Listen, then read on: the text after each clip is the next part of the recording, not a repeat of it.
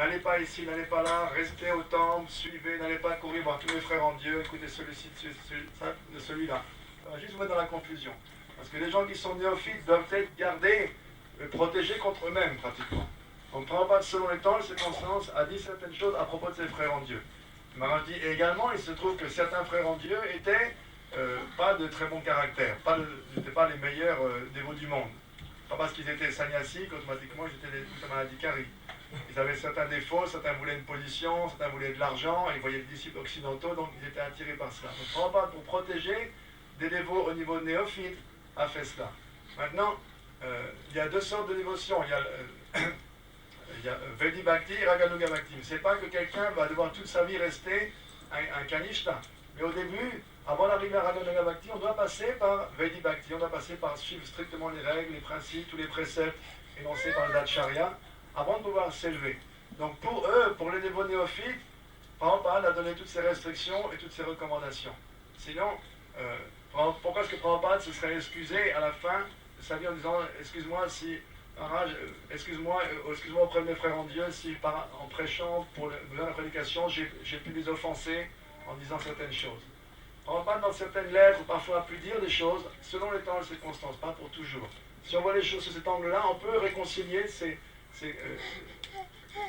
contradictions apparentes. Et si également Prabhupada ne voulait pas que le niveau de possession avoir avec la Gaudiya, donc ses frères en Dieu, pourquoi est-ce qu'il aurait demandé à Narayana Maharaja, qui est disciple d'un de ses frères en Dieu, de le mettre en samadhi? Pourquoi est-ce qu'il a demandé à ses frères en Dieu, à ses disciples d'écouter Narayana Maharaja et ses conseils? Pourquoi est-ce qu'il a demandé à Narayana Maharaja de les aider si vous n'avez rien à voir avec eux? One thing. Your translation is over? No, something I'm missing something.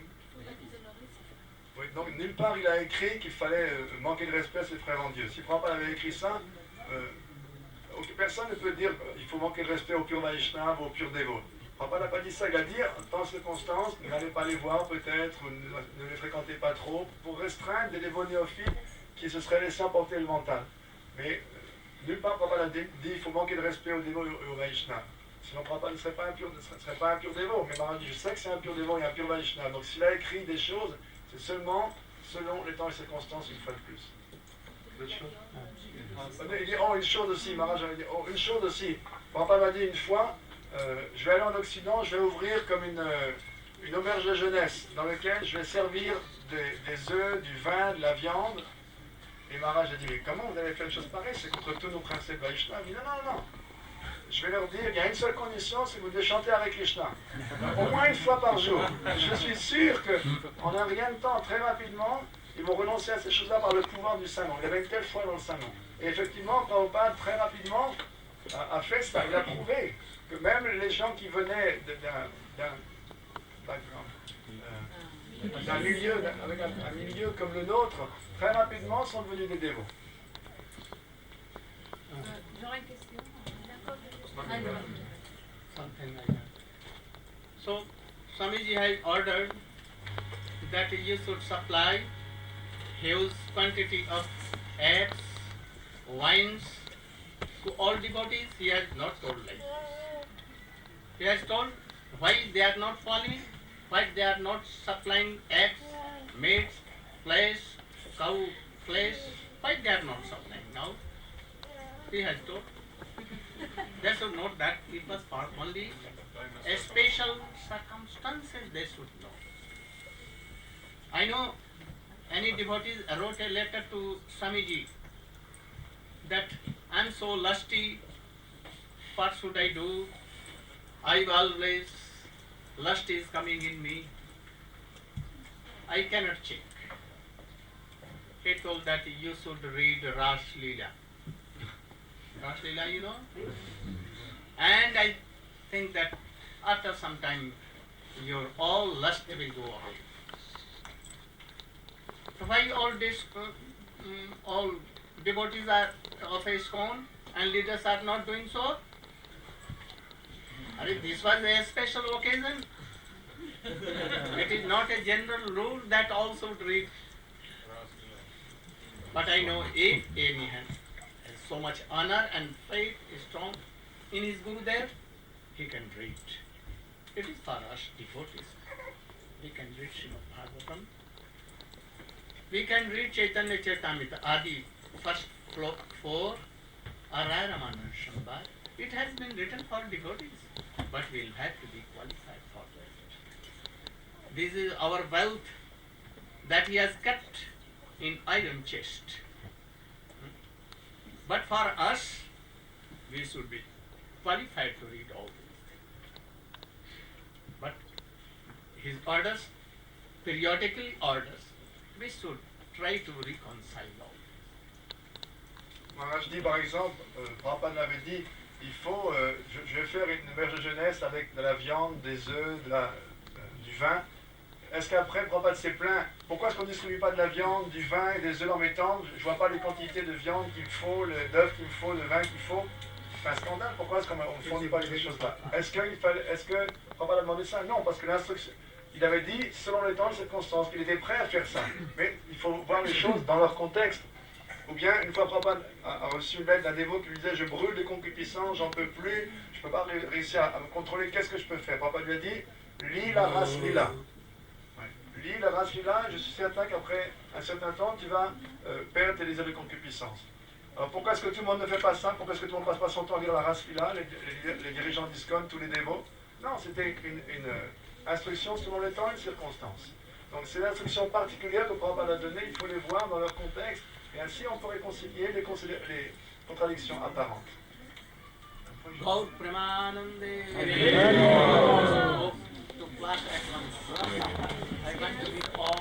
Maharaj voulait aller à la classe et rencontrer tout le monde, pas juste les dévots français.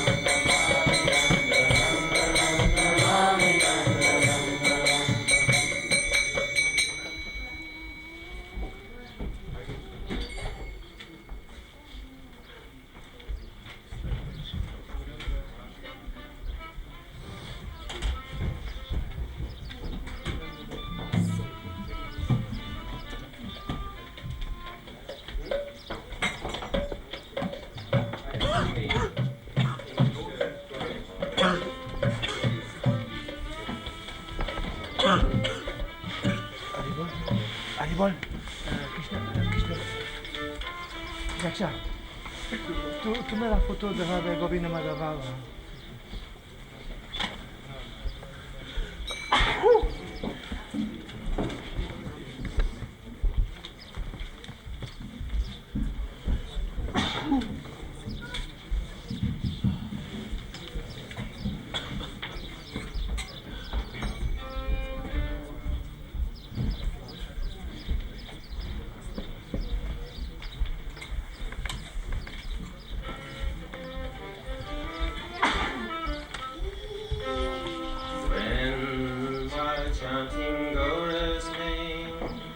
will shivering arise.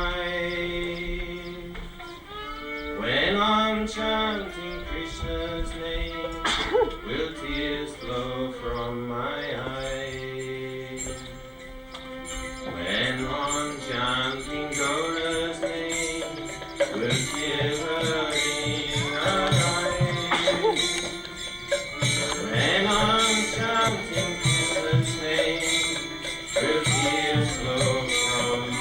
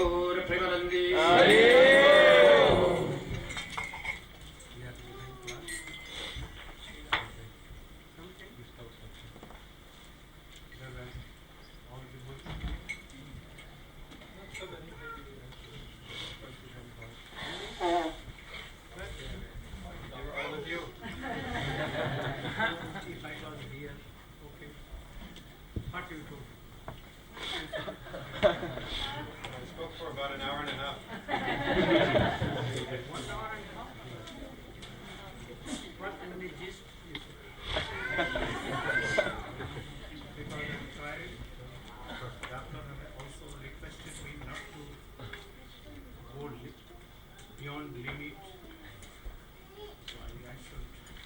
I only came to take your darshan. I cannot without your darshan. So I gave only to take your darshan.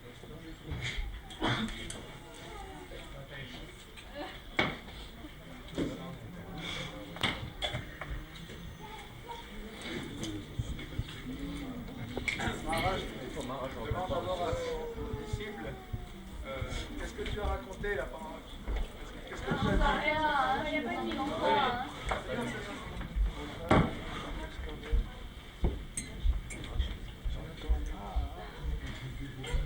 Maharaj demande d'abord à Narayana Prabhu, son disciple, qu'est-ce que tu as dit? J'ai donné la classe, résume tout ce que tu as dit. J'ai parlé pendant 1h30 et il y avait beaucoup de monde, il y avait une vingtaine de personnes. Où est-ce qu'ils étaient tous? Vous étiez avec vous, Maharaj. Après, il dit, mais je suis sous le contrôle de mon docteur qui m'a dit, je ne peux pas aller au-delà de certaines limites. J'ai déjà beaucoup parlé aujourd'hui, mais je ne peux pas vivre sans vous, donc je suis venu prendre votre darshan. Donnez-moi votre darshan, s'il vous plaît. Je ne peux pas vous passer de votre darshan. Prabhupada Sri Bhakti Siddhanta Saraswati had told that those who are assembled here and hearing me, all are my guru. I respect them. If they were not here, then to whom I will have told so many Harikatha pastimes of Krishna? By seeing them, inspirations come in my heart to speak on glories of Krishna, the glories of pastimes of Krishna. So you are all my guru. And a guru thinks like that. If he does not think like that, he is not a guru. Un jour a dit à ses disciples, en fait vous êtes tous mes gourous. Parce que si vous n'étiez pas là, avec votre désir sincère d'entendre Harikatha, comment est-ce que je pourrais parler? C'est vous qui m'inspirez à parler. Sans vous, je ne pourrais pas parler de Krishna. Donc vous êtes tous mes gourous. Il dit, un gourou authentique, il pense comme ça. Et s'il pense autrement, il n'est pas un vrai gourou. Donc vous êtes tous mes gourous, parce que vous êtes tous là, dit Maharaj, pour entendre Harikatha, et c'est votre inspiration qui me fait parler. The guru never makes disciple. Never. He always makes guru. So, the disciples of bona fide guru are really gurus. Like Chaitanya Mahaprabhu has told, Jare dekho tare kaho Krishna upadesh, amar agyay guru haiya taro desh.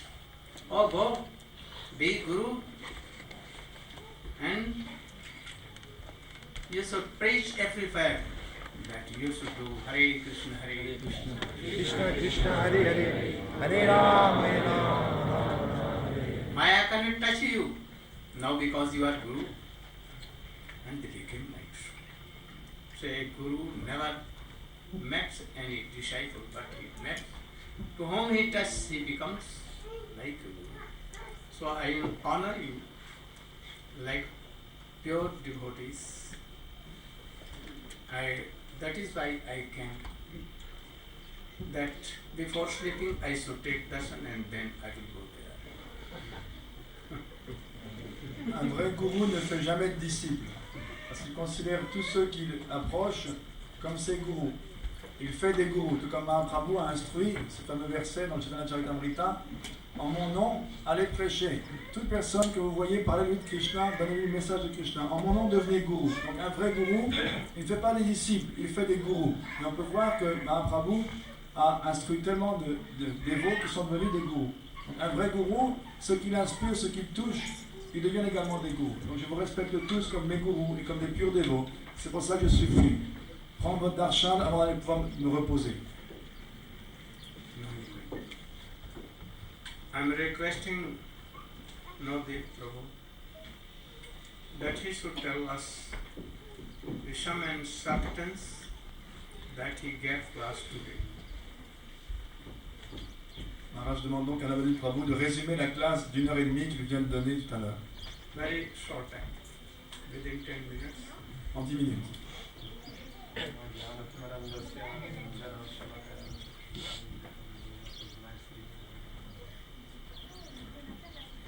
So, although I'm not fit to speak on these matters, I'll simply try to repeat some of the remnants from what I have heard from Srila Gurudev.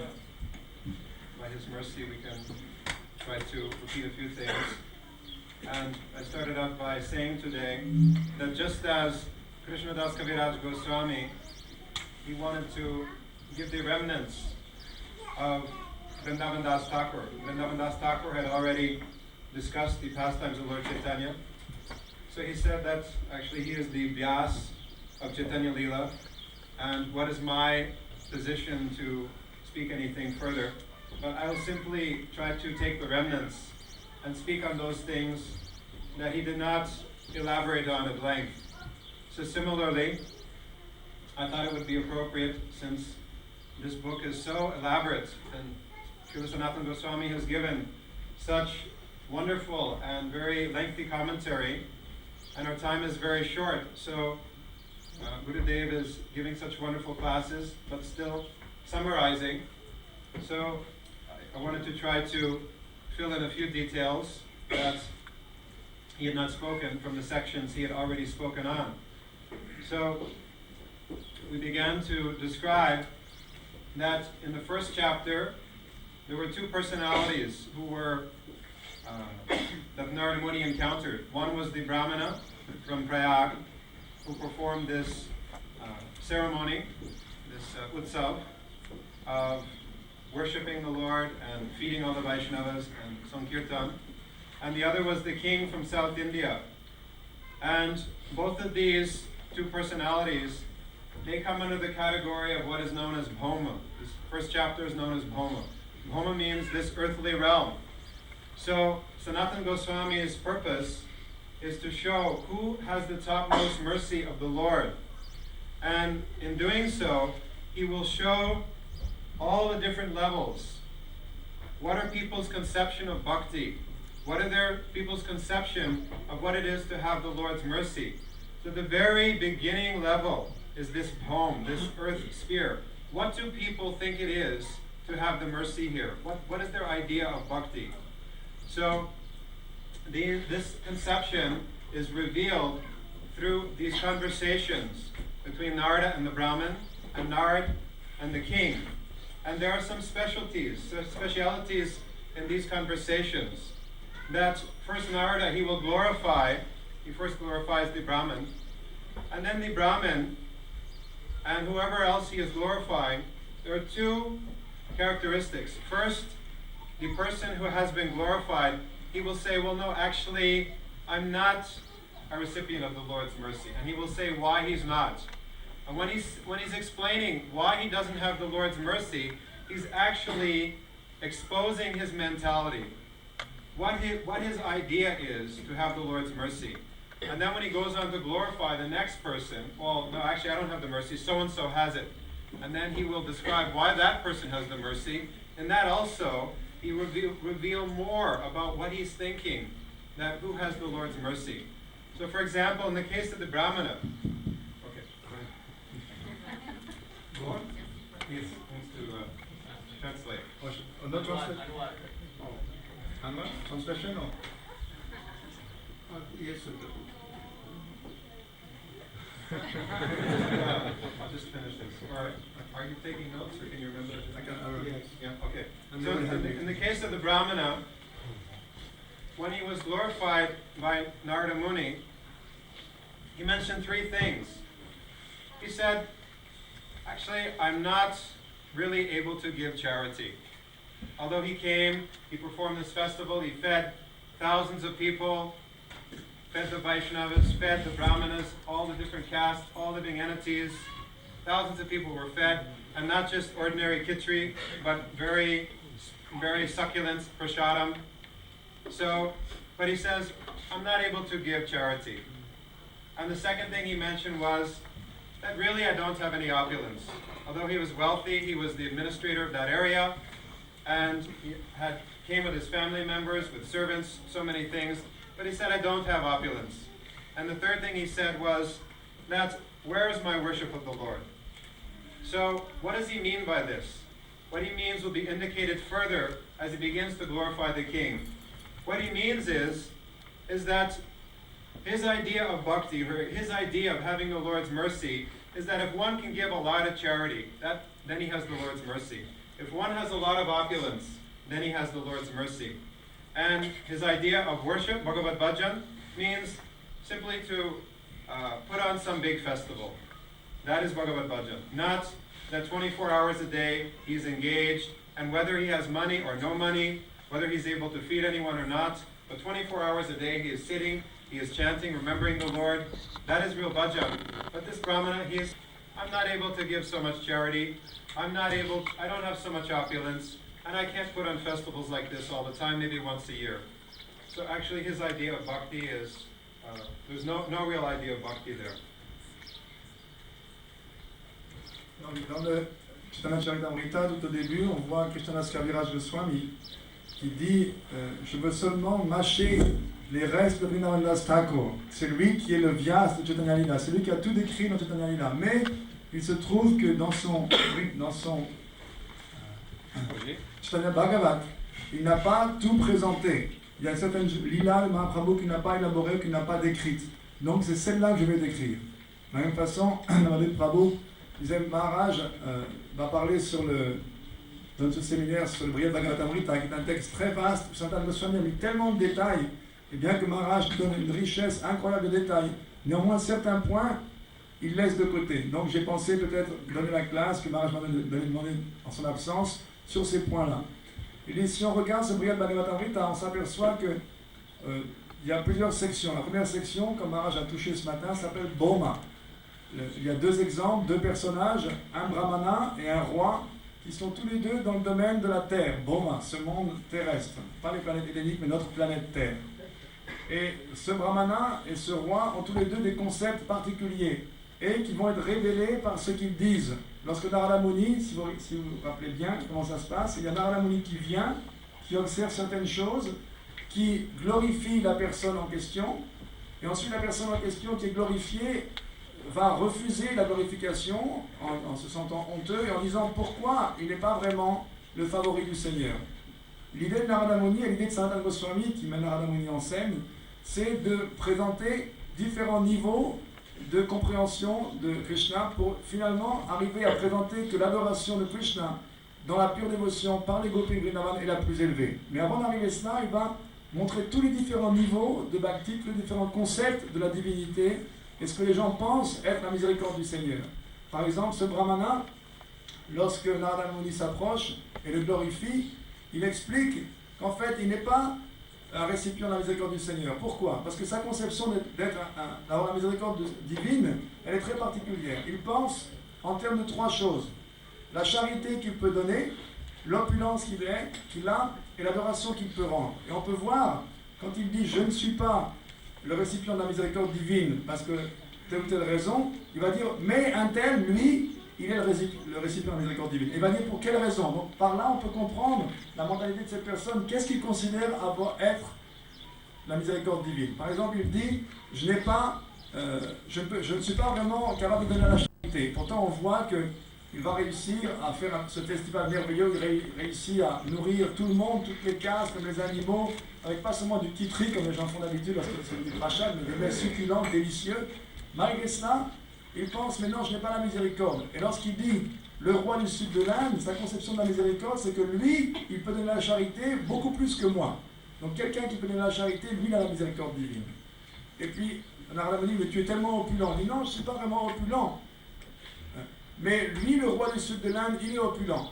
Donc lui, il a la miséricorde. Donc on peut comprendre, il pense quelqu'un qui a de l'opulence, lui, il a la miséricorde divine. C'est une conception matérielle, si vous voulez, de la miséricorde, du service des dévotions. Et finalement, il dit, sa conception de la miséricorde également, c'est que lui peut faire un festival une fois par an, mais l'autre peut le faire constamment. Donc lui, il pense adorer Dieu, c'est pas penser comme notre idéal à Krishna 24 heures sur 24, absorbé dans le souvenir de son nom, ses divertissements, mais pouvoir faire un grand festival, ça c'est la vie spirituelle, ça c'est la dévotion. Et il dit le roi du Sud, lui, il a la miséricorde parce qu'il peut donner en charité, il est opulent, et il peut également faire des grands festivals. Mais on s'aperçoit que, à l'examen, ces chevals n'ont rien à voir pratiquement avec la bhakti. C'est une bhakti de type inférieur, boma. Et ainsi, en voyant ces différents personnages, on peut comprendre ces différents concepts et graduellement s'élever jusqu'au concept le plus élevé de Vraja Prem, l'adoration de Krishna dans le pur amour à Vrindavan, tel que les habitants de Vrindavan l'offrent à Krishna. One thing you should tell that whether a person is rich or poor, whether he is old or boy, whether he is Sikh or not, whether he is pure or impure, whether is anyone characterless or characterful. Bhakti not depend on this. If there is Shraddha, then all whole world and all, even creepers, animals, wretched persons, highest persons, all are qualified for Bhakti. And Bhakti makes them so pure. Maharaj fait un point et c'est assez ironique parce que You c'est can justement le chant point que j'ai in oublié de day, traduire you dans ce qu'il can disait chant Prabhu. in night, you can chant lying on the bed, keeping your feet there. It will have some asar.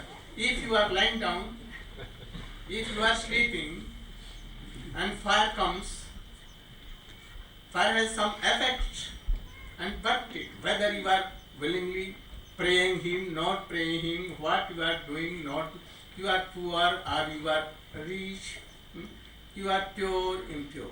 If fire like this, then Krishna Bhakti, so we are all qualified to do Bhakti. This is the aim and object. Yes, sir. Donc, Prabhu disait, c'est le point que j'avais oublié, c'est que la conception de ce brahmana, c'est qu'il fallait être opulent pour avoir la miséricorde divine, alors que nous avons ce concept de opulence ou pas, qu'on soit dans la pauvreté ou pas, on peut servir Krishna. Et Maharaj justement rappelle ce point en disant, je veux spécifier que quelle que soit la condition de quelqu'un, riche ou pauvre, homme ou femme, vieux ou jeune, pauvre ou riche, beau ou laid, malade ou en bonne santé, tout le monde, quel qu'il soit, trouve qualité pour pratiquer le service de dévotion. Il n'y a aucune considération. Tout cela ne rentre pas du tout en considération. Tout le monde a la capacité. Even he is going to his stool and urine. So what? He is greater than that Brahmin. Même si quelqu'un, Maharaj dit, même si quelqu'un va aux toilettes et pendant qu'il est en train de faire ses besoins, il chante avec Krishna, ça va, il n'y a pas de problème. Il est supérieur à ce brahmana bon, au niveau bon, parce qu'il chante le nom du Seigneur. Donc il n'y a aucune considération. Maharaj dit, même si vous êtes allongé, les pieds en l'air, les pieds au mur, vous pouvez chanter avec Krishna, il y a un bénéfice. Il donne l'exemple, même en dormant, ou même si vous êtes malade, vous chantez. Même en rêvant. Il donne l'exemple du feu. Si le feu déclare que vous êtes endormi, malade, que vous le priez, mon cher feu, ne me brûle pas, ou que vous ne priez pas, le feu va vous brûler. Que dire du nom de Krishna? Si le feu, qui est un élément matériel, peut avoir ce pouvoir, que dire du nom de Krishna qui est complètement spirituel? Il n'y a donc aucune considération, sauf celle de la foi. S'il y a la foi, même si quelqu'un est complètement déchu, même un animal, même les plantes, n'importe. S'il y a la foi, tout le monde est qualifié pour chanter avec Krishna et servir Krishna. Il n'y a pas de barrage, il n'y a pas de barrière à la bhakti. There's another interesting speciality in these dialogues between Narada and the various persons that he's interviewing. Many subtle points are there, Sanatana Goswami has described. So one is that when he glorifies someone, of course all of them, they will deny what he says and explain why it doesn't apply to them. But how they respond, exactly how they deny there is some difference there. And there is a gradation in how they respond also. For example, the Brahmin, when after Narad glorified him, he flatly denied what Narada said. And he just came right out and said, what you are saying, it is not true. But then when we go to the king, we see that he didn't behave quite so, he didn't respond quite so directly to Narad. But first of all, he lowered his head in shame. And then after that, he worshipped Narad. And then he began to respond. And how did he respond? He didn't just come out and say, no, what you're saying is wrong. But he said that you are glorifying me, but you're doing it without really giving full consideration to the matter. So he's a little more, we can see his mentality is above the Brahmins. He's a little more respectful in the way that he's dealing with Narad. And then when it comes to Indra, after hearing the glorification, Indra responds by addressing Narad, and he says, Bho Gandharva Kala Abhigya. This is how he addresses him. Gandharva Kala Abhigya means, oh Narad, you are very expert in the arts of the Gandharvas. Why? Because the Gandharvas, they are very expert in singing and praising. And in the course of praising, they can give so many false praise like this. They can give very, very expert, nice sounding praise, but actually that doesn't amount to anything. So this was his intention.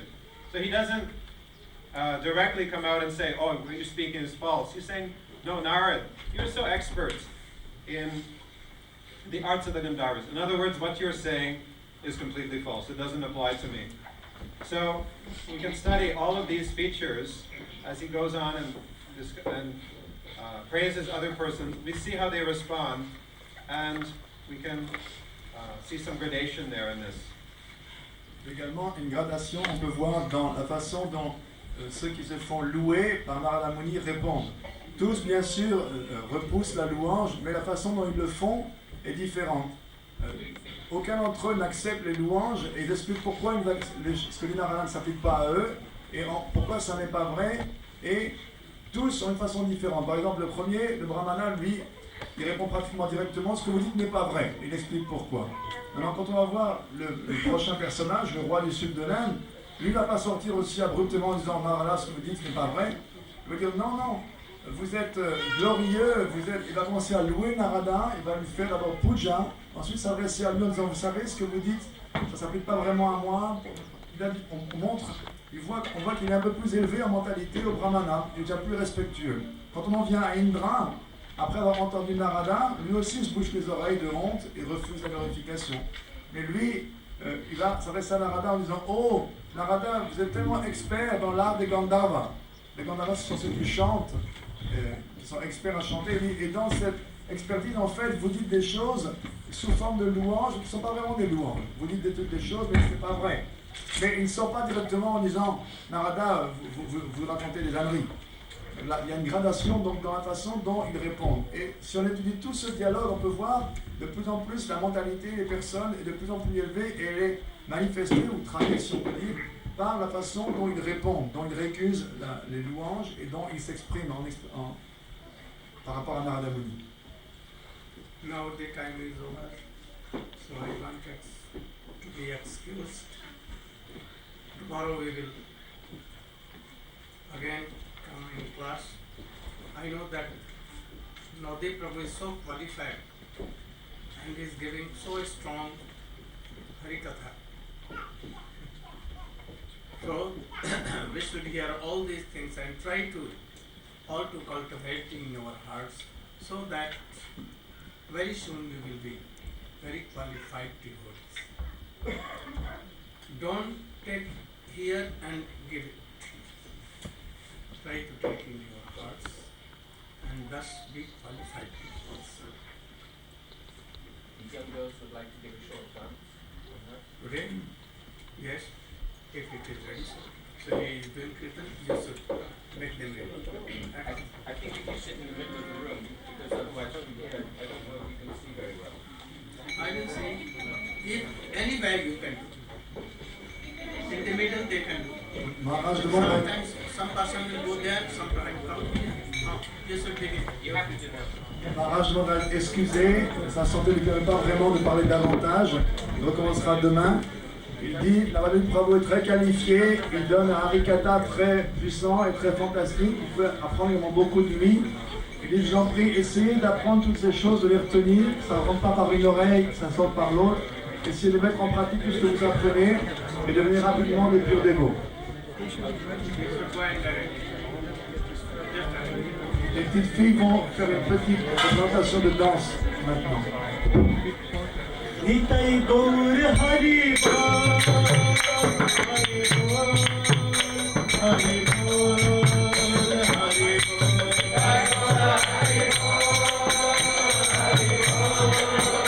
Hari Bol, Hari Nitai Gaur Hari Bol, Hari Bol, Hari Bol, Hari Bol, Nitai Gaur Hari Bol, Hari Bol.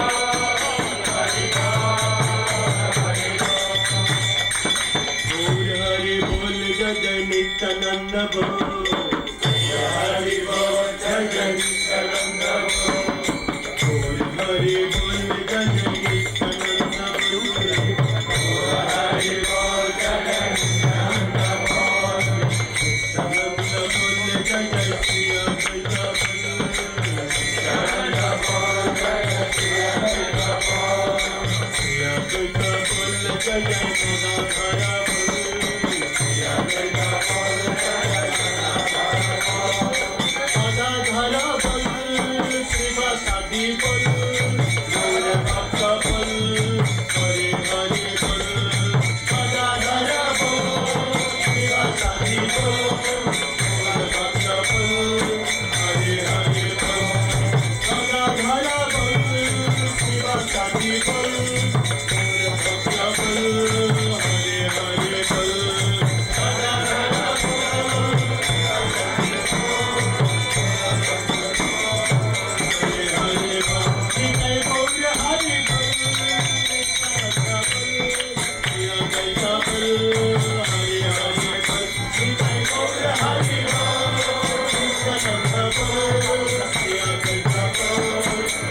Hare Krishna, Hare Krishna, Krishna Krishna, Hare Hare, Hare Rama, Hare Rama, Rama Rama, Hare Hare. Hare Krishna, Hare Krishna,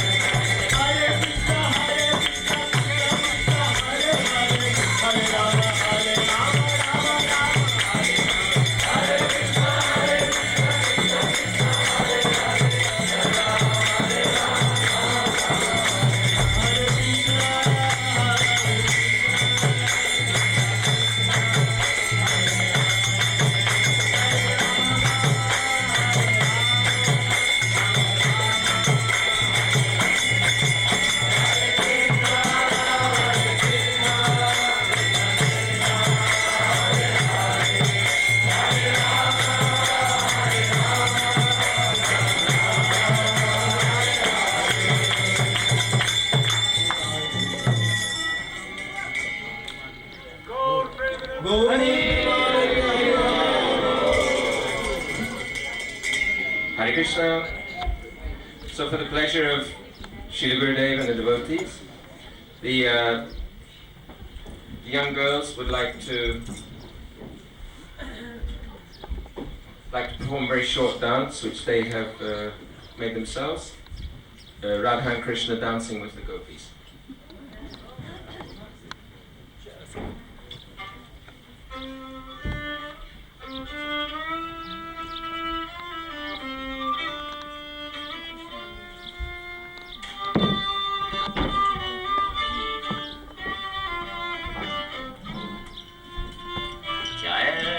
Jaya Krishna, Jaya Vrindavan, Shri Govinda Gopinatha Madana Mohan, Jaya Radhi Jaya Krishna, Jaya Vrindavan, Shri Govinda Gopinatha Madana Mohan, Jaya Radhi Jaya Krishna, Jaya Vrindavan, Shri Govinda Gopinatha Madana Mohan, Radhe Jaya Krishna Jaya Vrindavan, Shri Govinda Gopinatha Madana Mohan, Shyama Kunda Radha Kunda Giri Govardhan, Kalindi Jamuna Jaya Jaya Mahama, Shyama Kunda Radha Kunda Giri Govardhan,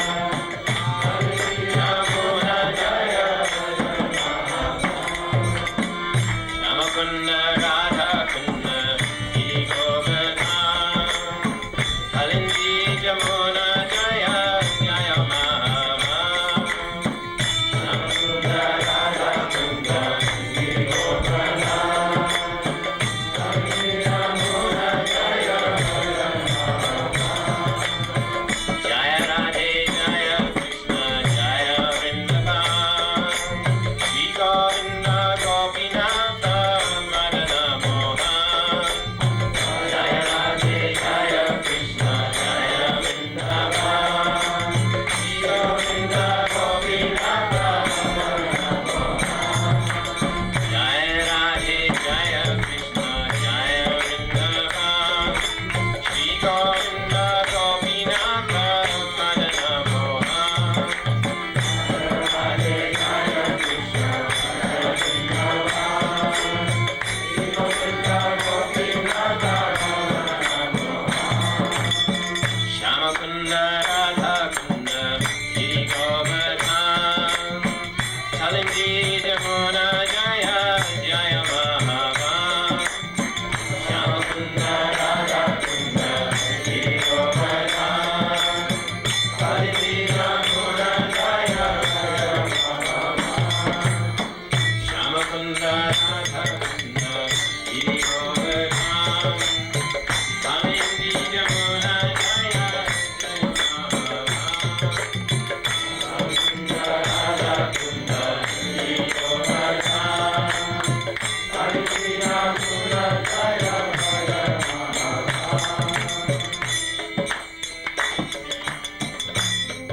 Hare Krishna.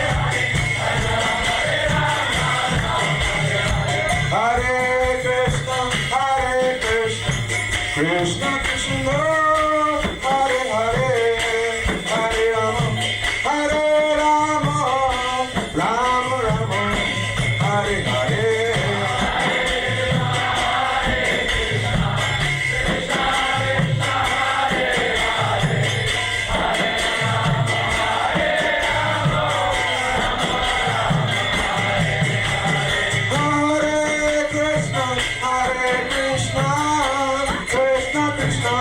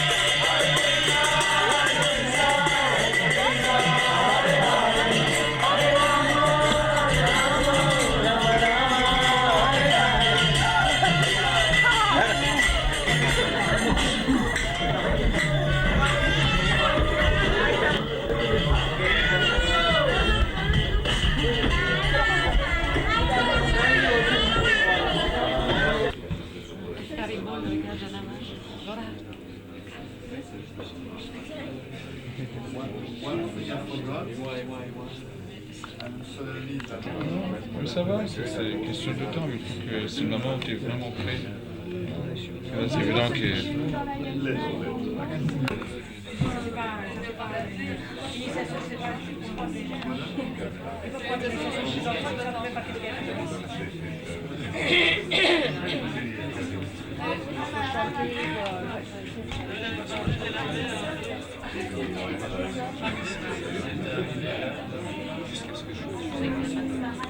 Combien t'as demandé de chanter?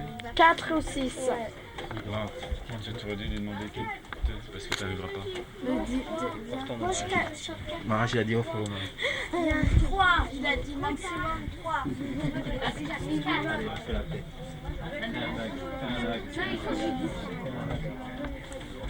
Hare Krishna, Hare Krishna, Hare Krishna. This is Navin Krishna. Hare Krishna. Bah oui, mais c'est parce que ça va, tu rassois. Have to maintain that.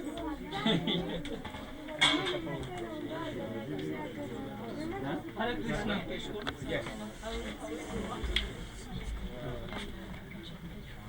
Yes, yes, yes, yes. Very, you can come. Hare You Krishna. should try to study more and be very qualified. You should preach everywhere. Being a very good devotee. Elle tu commences à obéir à son gourou dès le début, juste avant le deuxième chiffre. Il faut leur faire pratiquer. On revient à 10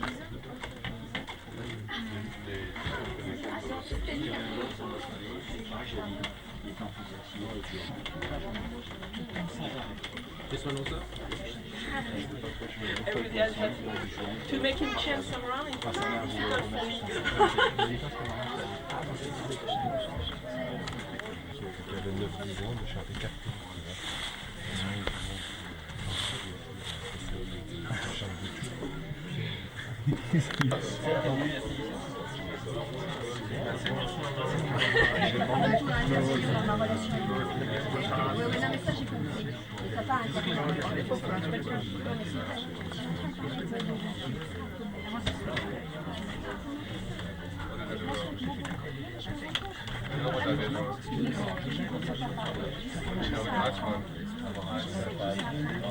I wasn't listening.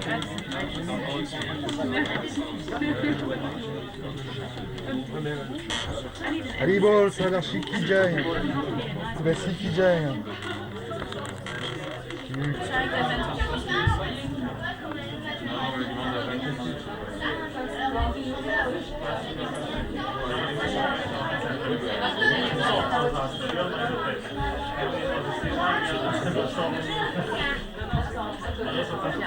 Pour dormir.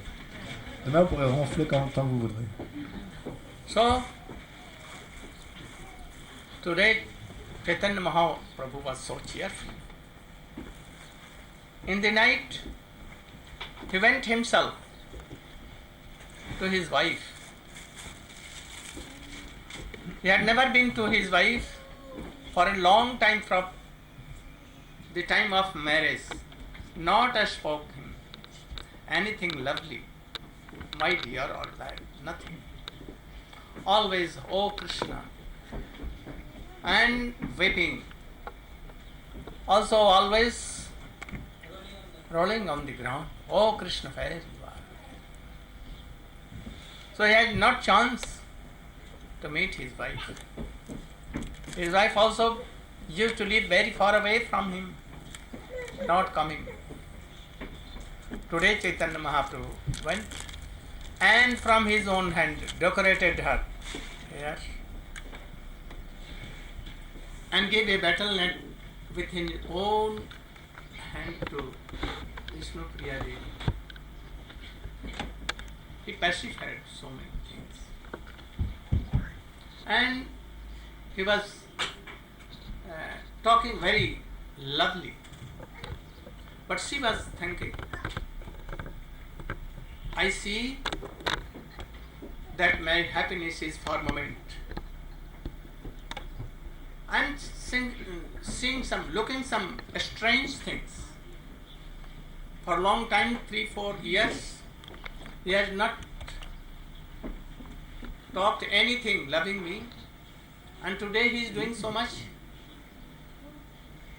In morning I went to take bath in Ganges, and my something nose ring I missed in Ganges.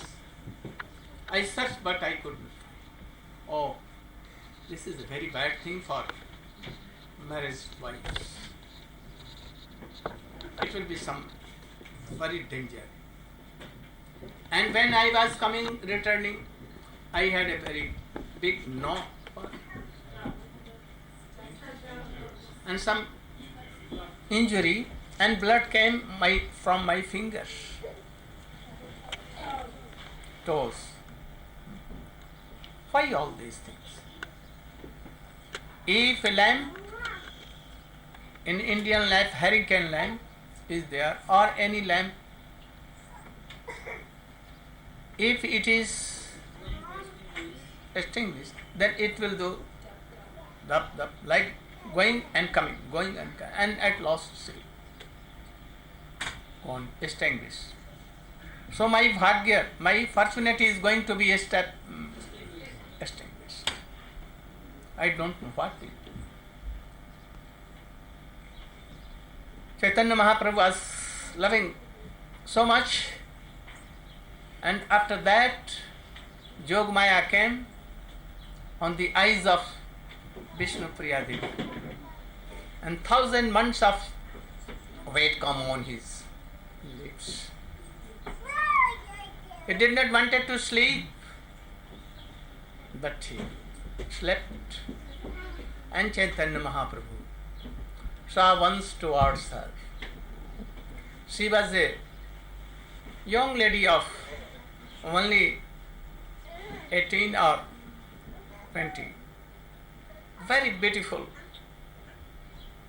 like orphan, no one was there. And Chaitanya Mahaprabhu left at once. He became so nishthur, cruel. Mother was standing on the gate, that my son will today give up home. So he was like a statue, no tears in eyes, all were dried up. And she became a statue. Chaitanya Mahaprabhu came and did parikrama 4 and touched the feet of her mother, his mother, and went away. When Chaitanya Mahaprabhu went, mother fainted and on the earth he fell down. Nearby, Ganges was flowing, so cold, full of water, weak current, and Chaitanya Mahaprabhu, Ha Krishna, and jumped and went to Kantak Nagari and took sannyas and was going to Vrindavan. Anyhow, Nityananda Prabhu directed him that he should come to Shantinagar. He told that, oh, we are going to Vrindavan. Oh, Vrindavan is very nearer. And he taught the boys that you should do. If Mahaprabhu, Nimai Pandit will ask where you are, you should tell that this is Vrindavan. These are cows of Vrindavan and Jamuna is flowing. They told to Mahaprabhu. Mahaprabhu was mad in Krishna Prema. Where Vrindavan? Where Vrindavan? So he asked the boys and cowherd boys, and they told that, oh, you have reached Vrindavan. Oh, I am so lucky that in a very moment I have come to Vrindavan. Oh, Jamuna is here. He began to do pranam. At once he saw that Advaitacharya was there. He just, oh, Advaitacharya Prabhu, you have been to Vrindavan with me? Yes, I am in Vrindavan.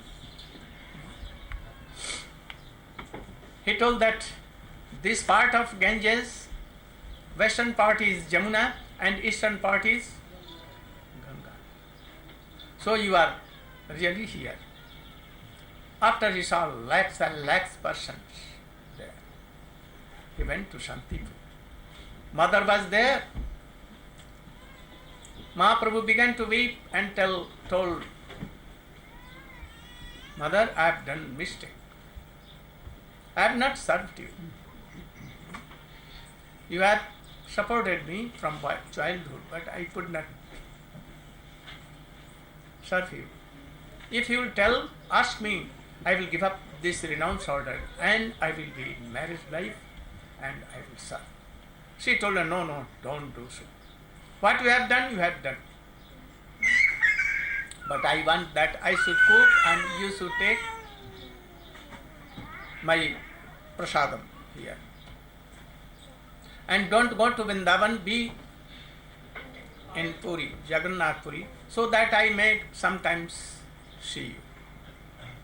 You can come to take bath in Ganges here, or I may go to Puri. Yes, I will follow your order. All came. Even dogs came from Navadip, Mayapur to see Chaitanya Mahaprabhu to meet. Lakhs and lakhs persons came. But only one was in home. Who was she? Always weeping. She never came. Who can be renounce order? Who can give his most dearest thing in this world? Everything and that also dearest thing. Then he can be. For Krishna he can give up. So Mahaprabhu gave up his most dearest Vishnu Priya. So all can come. Mother can come, sister can come, all can come, all villagers can come. But she cannot come. Why? What offense she has done? Anything is there. When Mahaprabhu went to Jagannath Puri, what she was doing? Actually this was bhajan. You should try to take that kind of bhajan. Then bhajan. Then Nishtha will come and all kinds of false ego and all things will go. Otherwise, no. Then Ruchi will come and Nishtha, Asakti and then Bhav will come. She used to take nothing. Only from morning to midday, she has some rice and taking not bead bag and Hare Krishna.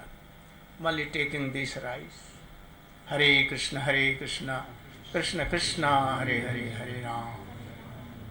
Tears coming and it was washed in her tears and put it in here.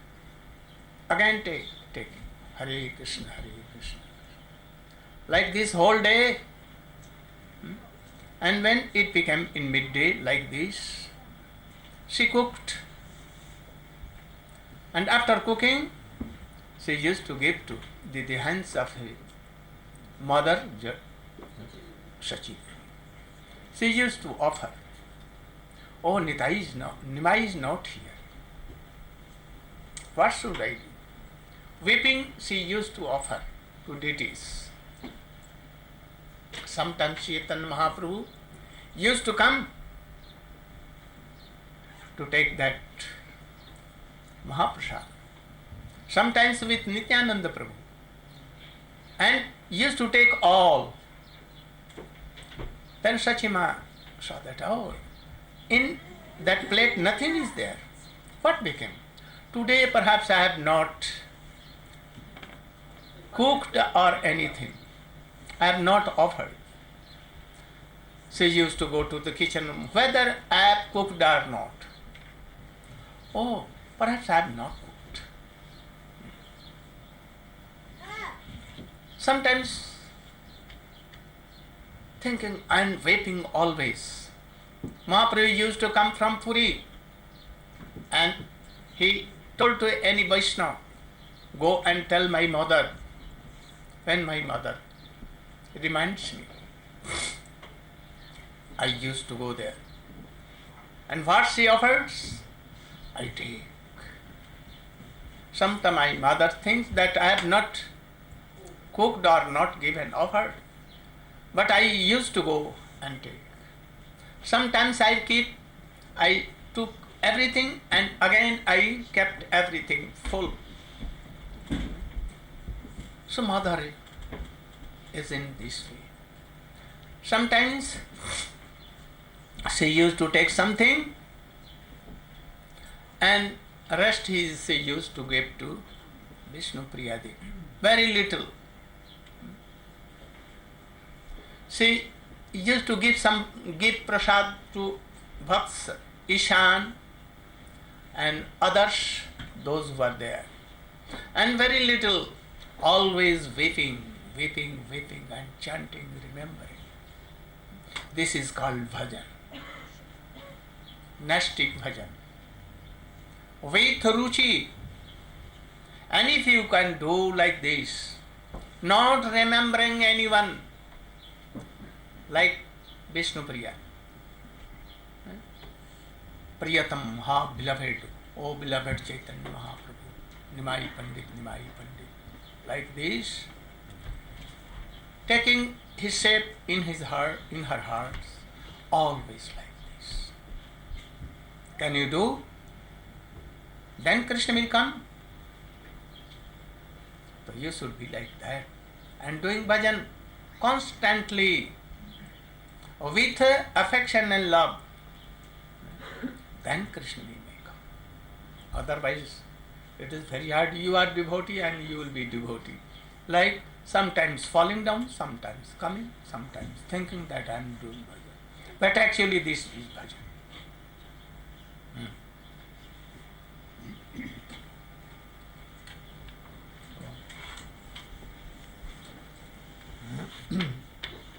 Maharaj voulait parler du goût. D'abord, il dit pourquoi est-ce que tellement de dévots tombent? C'est un gros problème. Pourquoi est-ce qu'il y a ce problème de chute dans notre mouvement? Tellement de gens qui ont pris l'ordre du renoncement, des dévots qui sont là depuis 20 ans, qui pratiquent depuis 20 ans et qui tombent. Les brahmacharis qui servent les mortiers, qui cuisinent pour les mortiers pendant 12 ans, 14 ans, 15 ans, et puis un beau jour ils se marient avec une dévote du temple. Pourquoi? Maharaj dit, je pense qu'ils n'ont pas atteint le niveau de nishta, de la foi ferme. Ils sont des semi-dévots, pas vraiment dévots. Ou bien alors ils ont fait une offense envers la bhakti, envers les Vaishnavas, ou alors ils ont le cœur faible. Ils ne sont pas vraiment dévots dans un certain sens. Alors il ne faut pas s'étonner ou se soucier, ou être vraiment très étonné si quelqu'un tombe. Il était déjà pratiquement tombé. Il a l'air d'un dévot extérieurement, mais il n'est pas un dévot au sens plein du terme. Parce que tant qu'on n'a pas atteint ce niveau de nishta, on est considéré comme un semi-dévot. Donc si un semi-dévot tombe, c'est pas étonnant, il est déjà considéré déchu de toute façon. Donc il ne faut pas lui montrer du doigt ou le critiquer, il est déjà tombé. Ouais. Mais il avait reçu une marque, Maharaj dit, une croix rouge. Il a reçu une marque pour l'encourager, pour le faire monter à bord du bateau de la Bhakti. Il a reçu un encouragement. Oui, tu es un dévot. Et il peut se considérer comme un dévot. Ouais. Mais ce n'est pas un pur dévot. On ne va pas le considérer comme un pur dévot. Est-ce qu'on va dire que c'est un tricheur? Non. Il commence la pratique, il a tous ses anarthas, il n'est pas un nishta. Donc s'il tombe, il ne faut pas s'en étonner. Il ne faut pas le considérer comme un imposteur ou un tricheur. C'est qu'il n'a juste pas atteint nishta. Ouais. Alors Maharaj dit, essayez de pratiquer un bhajan, une conscience de Krishna pure. Ouais.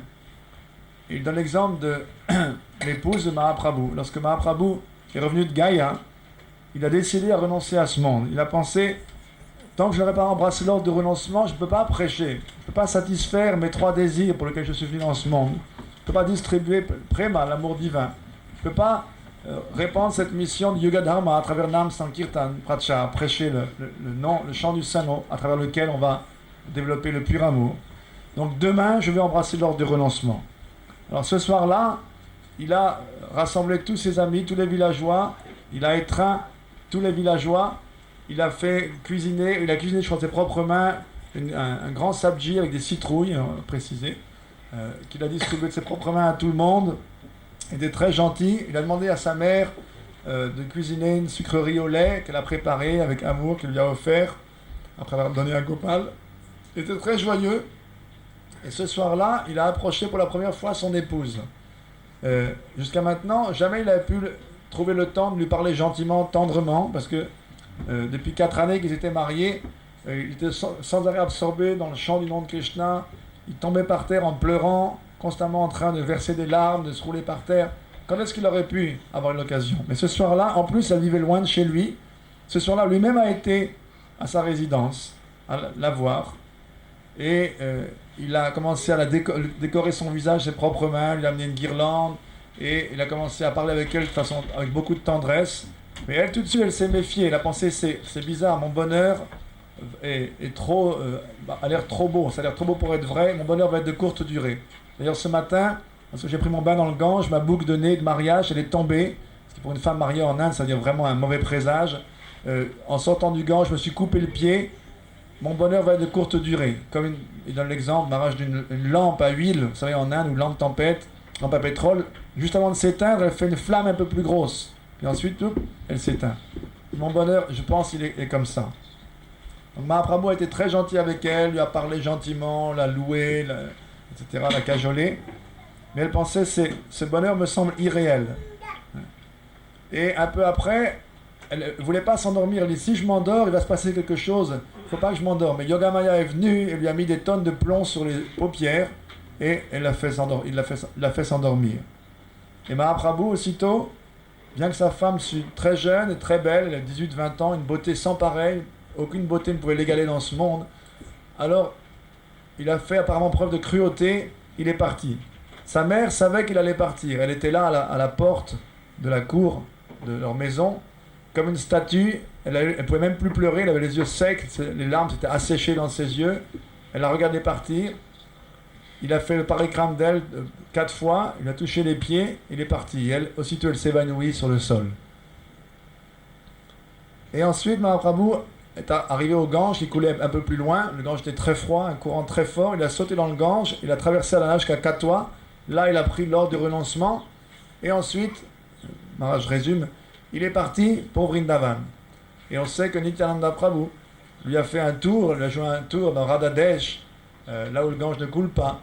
Il a dit à des petits pâtres qui étaient sur le chemin, il y a un sannyasi qui va arriver, si vous demandez le chemin de Vrindavan, indiquez-lui le chemin par ici du Gange.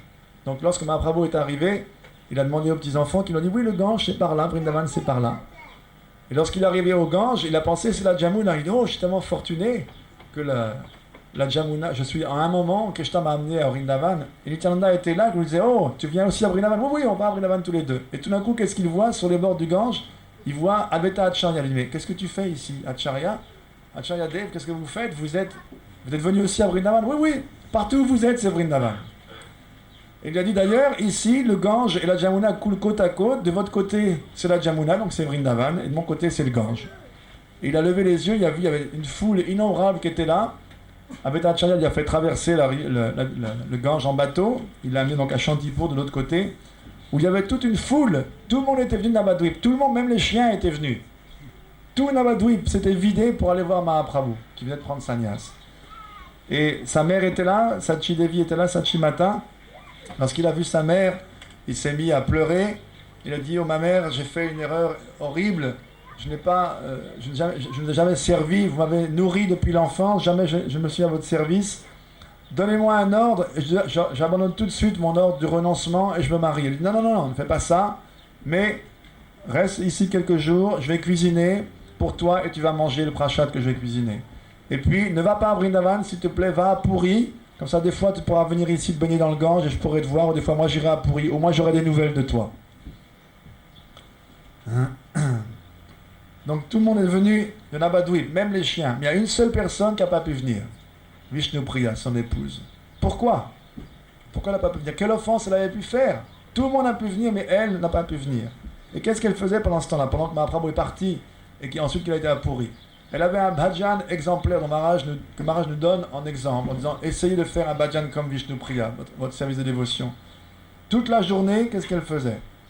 Qu'est-ce que c'est son style de bhajan? Ça, c'est l'exemple de Nishta. Et si vous pouvez faire ce style de bhajan, très rapidement, vous allez franchir les étapes. Nishta, Asakti, Bhava. Ouais. Elle chantait constamment en pleurant. Et chaque fois qu'elle chantait avec Krishna, elle mettait un grain de riz de côté, après avoir complété un mantra. Un mantra ou un tour? After one round, one grain, or after one mantra? One mantra. One mantra, one grain of rice. Donc après, no round. No, No big bags. No big bags. Nothing. After one mantra, one grain of rice. Après, And washing with his tears.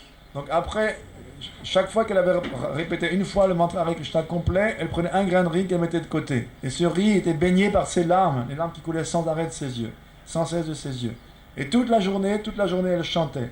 Et le soir, le tas de riz qu'elle avait compté, donc qu'elle avait accumulé par son chant, elle le donnait à Satyamata qui cuisinait, en pleurant elle-même, elle l'offrait à Nimai, et après, elle donnait les restes un petit peu à Vishnupriya, qui en mangeait un tout petit peu, et qui donnait aussi le reste à Ishan, Prabhu, un autre serviteur, et d'autres qui étaient là. Et parfois, lorsque Satyamata offrait, Nimai, lui, venait, et il mangeait tout, ou il en mangeait la moitié.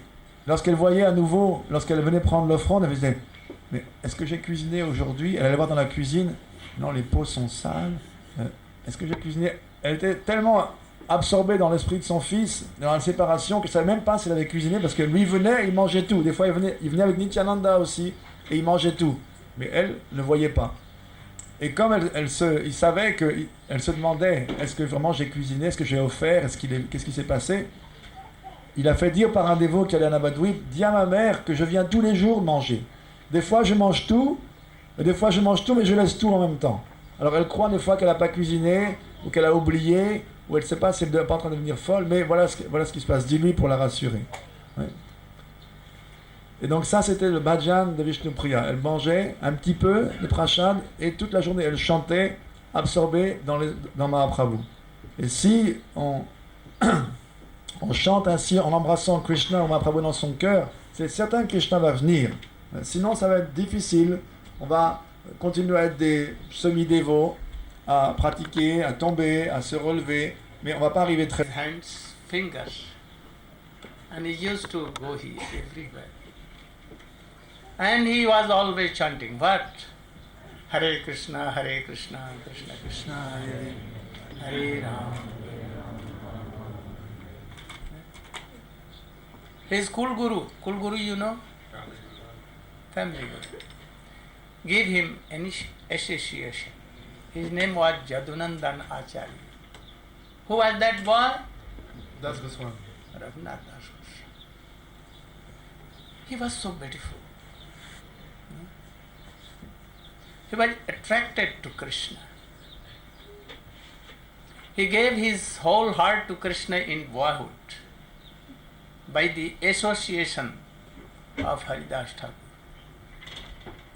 His heart was not with him. His father and mother saw that. Oh, we are losing this son. Always chanting Hare Krishna, Hare Krishna. No attraction for us. So we should bind it in any iron chain. His father told that I am trying, and he selected best, very beautiful young lady, attractive and qualified, very gentle, and he at once married. He thought that he will love his wife and he will forget Krishna. But Krishna was so crooked that he could not come out. Strongly catching here. So no affect was there. He has no affection and love for his wife. His wife wanted to love so much, but he has given his heart to Krishna. There was no heart, two hearts, like gopis. Gopis told to Uddhav, Uddhav, you are telling that you should be happy in this world, why you are remembering Krishna? They told, Gopis told that we have no 2 or 5 or 100 kinds of hearts. We have only one heart. And that heart is gone with Krishna to Mathura now. So, there is no another heart to love to anyone. So Raghunath has no another heart to love anyone. He has heard that we are all eternal servant of Krishna. Jiver Swarup hai Nitya Krishna. So he has no heart another to see mirror and to do one hour. No, nothing, no time. No time to get soap and to decorate. Nothing. Only chanting and remind. Krishna, Krishna, oh Krishna, Hare Krishna, Hare Krishna, Krishna Krishna, Hare Hare. So this wife could not attract. He wanted to give up his home and want to go to Puri with Chaitanya Mahaprabhu to serve. But his father mother has so many police, chowkidar, that watchman, that he could not go. Always there were day and night watching. And they wanted to bind him in iron chain. His father told, those who have given his heart to Krishna, anyone cannot bind in this world. This chain is no sense, material thing. And if his wife love and attraction could not bind, how this lifeless chain can bind him? And at last, in night, anyhow he escaped and he ran to Chaitanya Mahaprabhu. He went on foot. A prince never walked. So soft his feet and body. Dust came everywhere. And he was running and going like mad persons. Not in the road, but going in forest that anyone can come and catch him. So many horse, taking soldiers on horse, they were searching him here and there on the roads. But he was going without any food, anything, no water, nothing, no bathing, nothing. Sometimes wake some moody Indian uprights. Sometimes nothing. And weeping he was.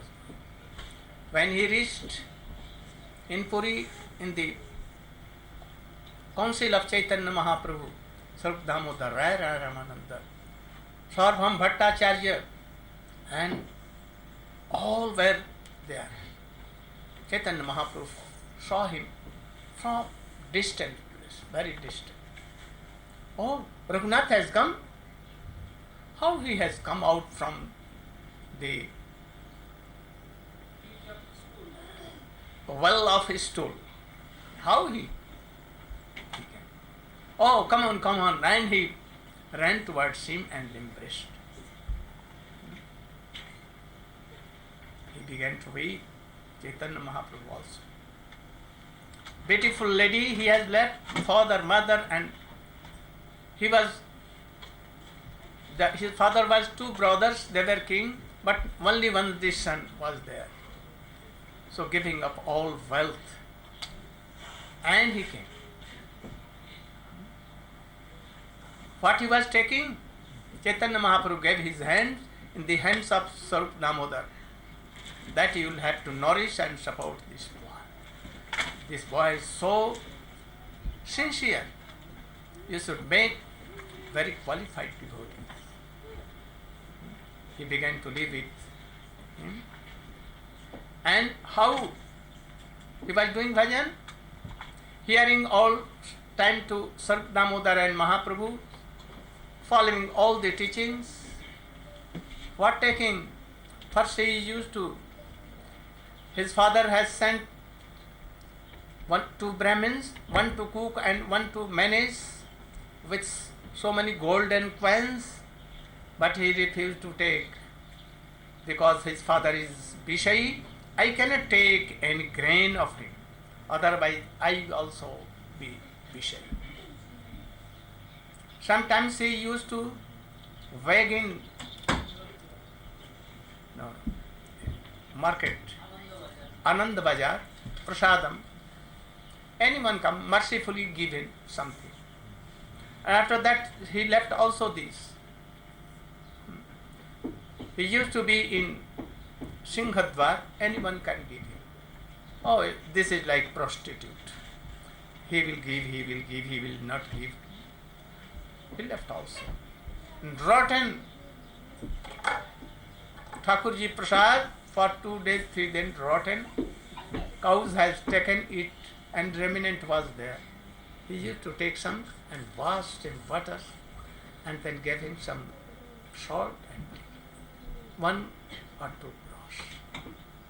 Always chanting. Can you do? If you can do 1,00,000 parts of this, you can be pure devotees. I told you because I was reading very long process in Brihad Bhagavatamrita, and today our class will be finished. So I gave some idea that how our bhajan should be done. So you should try to do bhajan like this, not like this, then even you can do like Srivas Pandit, his son was dead, no harm, Kirtan was going on. He told that if anyone will weep and disturb Mahaprabhu Kirtan and dancing, then I will jump in Ganges. All were stopped. Mahaprabhu heard that, oh, his son is dead and even he is doing Kirtan with me. He went to the boy and told, touching his heart, boy, where you have come? Come, return, your father and mother are weeping. Boy, he was dead, but still he came. Mahaprabhu, why you came? Because I've gone there where I can do bhajan something. I'm not a son of Srivas Pandit or anyone this world. I am only your son. Now I am satisfied there. My father may have been 2 or 3 or lakhs times my son, but I am not telling him son.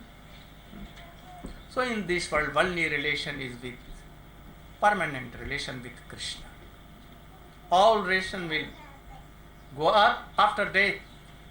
So we should try to do bhajan. Don't lose your time. You will have to give up all these things, this body, even all wealth, reputation, everything. So try to practice from now and do bhajan. Like Raghunath Das Goswami, Vishnu Priya Devi, Sri Rup Sanatan, like this. I will tell in brief in the evening class how Rupa and Sanatan did bhajan.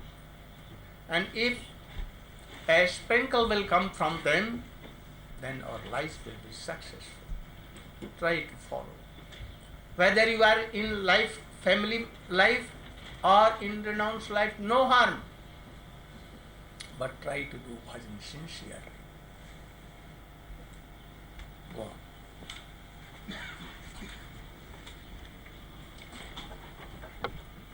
Il y avait un jeune prince très beau, très jeune, très beau, qui lorsqu'il était jeune, lorsqu'il était enfant, a eu la grâce d'avoir la compagnie de Haridas Thakur, ce grand dévot. Enfant, il marchait en prenant la main d'Haridas Thakur, en serrant sa main. Et il chantait constamment. Il avait un maître spirituel de famille, un Kula Guru, qui s'appelait Yadunandan Acharya, qui était ce jeune prince, Raghunath Das Goswami, dont le renoncement est exemplaire. Il était tellement attiré par Krishna, il avait donné son cœur à Krishna. Son cœur n'était plus à lui. Et son père et sa mère, en voyant ça, ont pensé, on est en train de perdre notre fils. Il est toujours en train de chanter avec Krishna, il a tellement d'attraction pour Krishna. Oui. Il faut absolument le lier avec des chaînes très fortes. Alors, ses parents ont aussitôt arrangé des chaînes très fortes sous la forme d'une femme, une jeune fille, très qualifiée, d'une beauté parfaite, une beauté angélique, qui lui ont donné comme épouse. Mais lui avait déjà donné son cœur à Krishna. Donc il n'avait pas de place, il n'avait pas deux cœurs, il n'avait pas un autre cœur pour donner à son épouse. Celle-ci le servait, était très attachée à lui, il aimait beaucoup, mais lui avait donné son cœur à Krishna. Oui. C'est comme lorsque les gopis ont vu Krishna partir à Mathura, elles étaient pratiquement sans vie. Pourquoi? Parce qu'elles avaient donné leur cœur avec Krishna. Leur cœur était parti avec Krishna à Mathura. Elles n'avaient plus leur cœur dans leur poitrine. Donc leur corps pratiquement se desséchait, avait l'air sans vie. Raghunath Das était ainsi. Il avait compris complètement Jivara Swarupa Onitra Krishna Das. Krishna est le maître de tous et nous sommes tous ses serviteurs. Donc la seule fonction, c'est son service. Il n'avait pas le temps pour son corps, se peigner, se coiffer, se pomponner, s'occuper de son corps, même se baigner. Il était constamment absorbé à chanter. Et sa femme ne pouvait pas l'attirer. Il était toujours absorbé dans ce chant, avec son cœur, avec Krishna. Il avait voulu renoncer à sa vie de famille et rejoindre Mahaprabhu à Jagannath Puri. Mais son père avait mis des gardes partout, il avait posté des gardes. Et les gardes même, qui le gardaient jour et nuit, disaient il faut l'attacher avec des chaînes solides, des chaînes en fer. Mais son père a dit si les chaînes que représente une jolie épouse n'ont pas pu l'attacher, lui qui a donné son cœur à Krishna, qu'est-ce que des chaînes inertes, sans vie, vont pouvoir faire? Si quelqu'un a donné son cœur à Krishna, qui peut l'entraver? Personne ne peut l'entraver. Donc jour et nuit, il était gardé, mais un soir, il a eu l'opportunité de s'en aller. Son père aussitôt l'a fait rechercher par des gardes à cheval qui ont sillonné toute la région. Et lui, pour ne pas se faire repérer, il n'a pas pris la route principale, il est parti par la forêt. On dit un prince ne marche jamais à pied. Lui qui était un prince qui n'avait jamais connu autre chose que le luxe et le confort, il marchait pieds nus dans la poussière, avec ses pieds tout délicats. Il a traversé la jungle pour rejoindre Mahaprabhu à Puri, sans manger pratiquement, ou des fois un petit peu de riz soufflé, sans se laver, sans boire, avec seulement Mahaprabhu en tête. Et lorsqu'il est arrivé à Puri, de loin Mahaprabhu l'a vu arriver, il a dit, oh voilà Raghunath Das qui arrive. Et il l'a pris dans ses bras. Il a dit comment est-ce qu'il a réussi à s'échapper à cette fausse d'excrément qu'est l'existence matérielle et la vie de famille? Comment est-ce qu'il a réussi? Et lorsqu'il a vu, donc il l'a pris dans ses bras, et là il était avec tout son entourage intime, tous ses intimes, Rai Ramananda, Srila Narayana Goswami, tous ses intimes qui étaient là. Et aussitôt il l'a confié à Srila Narayana. Donc ce jeune garçon est tellement sincère, tellement pur, entraîne-le qu'il soit parfaitement qualifié pour le service de Krishna. Et Srila Narayana a commencé tout de suite à l'entraîner, il a commencé à vivre avec lui. Il était absorbé sans arrêt dans le bhajan, dans l'écoute, vivre avec Mahaprabhu. Au début, son père, une fois qu'il avait su où il était, avait envoyé 2 brahmanes avec de l'or à profusion pour venir subvenir à ses besoins, pour qu'il puisse manger. Mais lui pensait, non, mon père est un matérialiste, donc si je mange des céréales achetées avec son argent, je vais être contaminé, donc il ne voulait pas accepter. Donc il allait mendier à un marché qui s'appelle Anand Bazar, à Puri, près du temple. Au bout d'un certain temps, il a commencé à non plus aller au bazar pour mendier, mais à aller à la porte du temple à Singadwar. Et après un certain temps, il a dit non, je suis comme une prostituée. Tous les gens que je vois, je suis en train de penser, celui-là va donner, ah non, il va pas donner, celui-là va peut-être me donner, celui-là va peut-être me donner. Comme une femme qui attend un client. Et donc il a pensé, non, je suis vraiment comme une prostituée, j'arrête. Donc il a été derrière le temple, certains d'entre vous ont vu peut-être à Puri, là où les vaches se rassemblent et elles mangent les restes de prachad, de vieux prachad, qui est pourri, qui est gâté depuis 2 ou 3 jours. Ce que les vaches même avaient refusé. Lui, il le prenait, il le lavait, et il en mangeait un petit peu, 1 ou 2 poignées par jour, c'est tout. Voilà donc ce renoncement. Est-ce que vous pouvez faire ça, dit Maharaj? Si vous pouvez faire même un 100 millième de ça, vous pouvez devenir des purs dévots. Donc, comme il n'a plus beaucoup de temps pour ce livre que Maharaj voulait nous décrire entièrement, il survole un petit peu pour donner un peu une idée du bhajan de Raghunath Goswami. Et essayez de servir Krishna de cette façon-là. Si vous ne pouvez pas, essayez de faire comme Srivas Pandit. Srivas Pandit, Mahaprabhu avait un kirtan dans sa maison et son fils a quitté son corps dans la pièce voisine. Donc toute la maisonnée, toutes les femmes de la maison étaient dans la lamentation, dans les larmes. Il est venu voir, il a dit, qu'est-ce qui se passe? Pourquoi vous pleurez? Pourquoi vous troublez le kirtan du Seigneur? Il dit, ton fils a quitté son corps. Si vous troublez le kirtan, je me jette dans le Gange. Mahaprabhu est arrivé en disant, quoi? Son fils est mort et il continue à chanter, danser avec moi. Et il a touché le cœur de l'enfant qui était mort, mais dont le corps était là.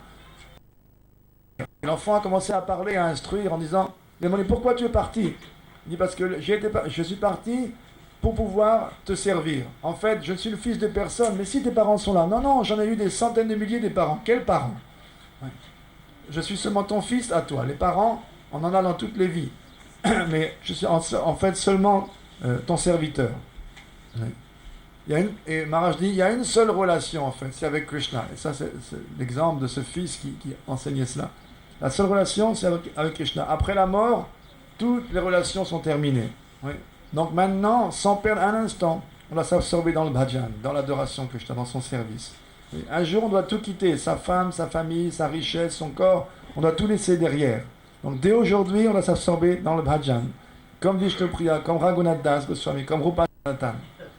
Maharaj dit ce soir, il va parler un peu comment Rupa et Sanatan ont servi Krishna. Et si on peut avoir une goutte, s'ils nous donnent une goutte de leur miséricorde, alors notre vie sera un succès, notre vie sera bénie. Maharaj dit, je vous en prie, que vous soyez mariés, que vous soyez dans l'ordre du renoncement, il n'y a aucune importance, mais absorbez-vous sans cesse dans le bhajan, et avec sincérité, pour atteindre la pure dévotion au pied par les lotus de Krishna. If you want to do bhajan, then try to pray to Nityananda Prabhu and pray for the mercy of Rup Sanatan and Raghunath Goswami mercy. How you will pray? Remember this kirtan and do daily. Gauranga bolite hobe. Si vous voulez pratiquer le bhajan, alors priez la miséricorde de Nityananda Prabhu, de Rupa Sanatan Goswami, de Raghunath Das Goswami.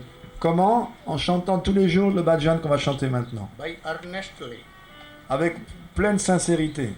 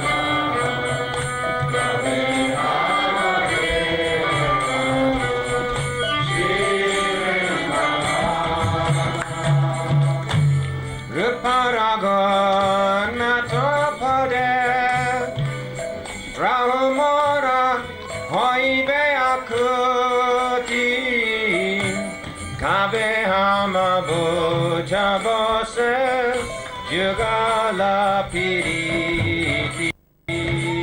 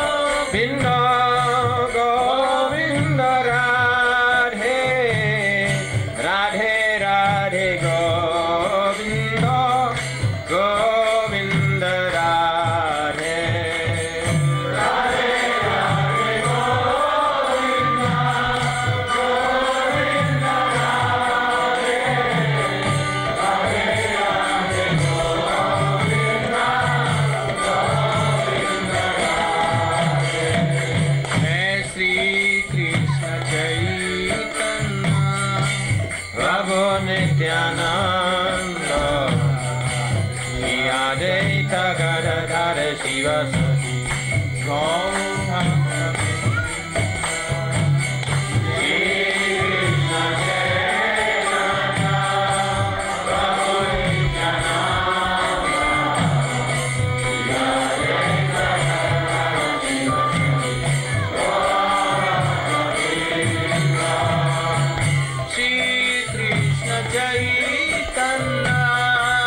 Prabhu Nityananda Shri Advaita Gadadhara Shivasati Gaur Bhakta Vrinda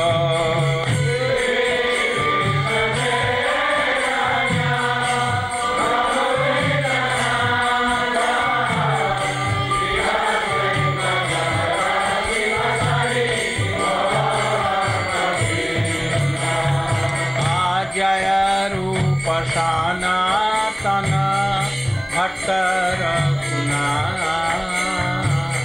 Shri Jiva Gopala Bhatta Jara Gunata Hare Rama, Rama Rama,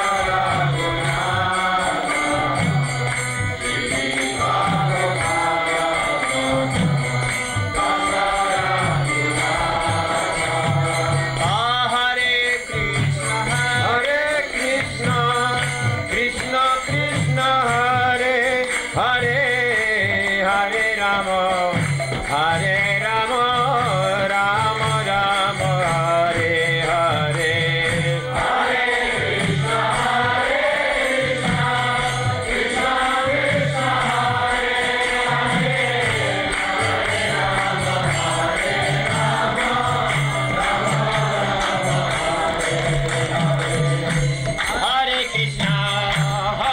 Krishna, Krishna Krishna, Hare Hare.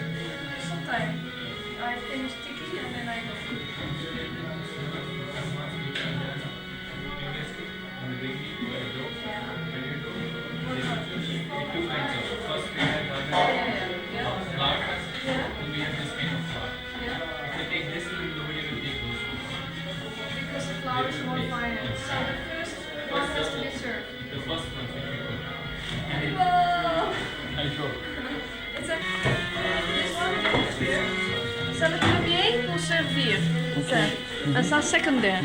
Oui, le deuxième. Ok, merci. Mufti and Gona. Mufti and Gona.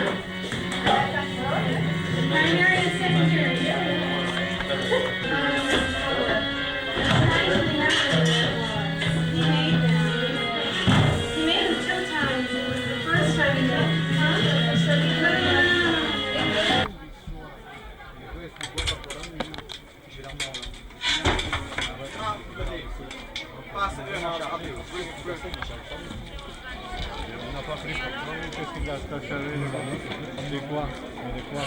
Tu me montres la note? Ouais, je l'ai là. Vous avez ramené des assiettes?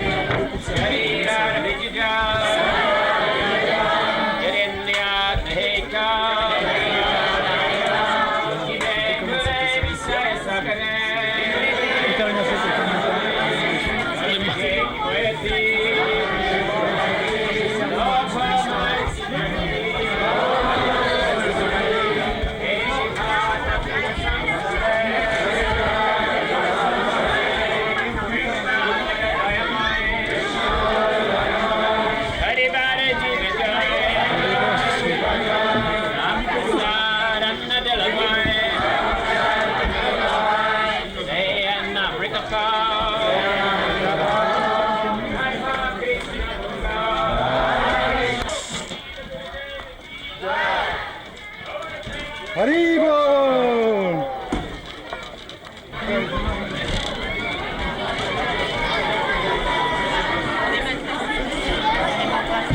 Non mais là ils vont s'arrêter d'un peu,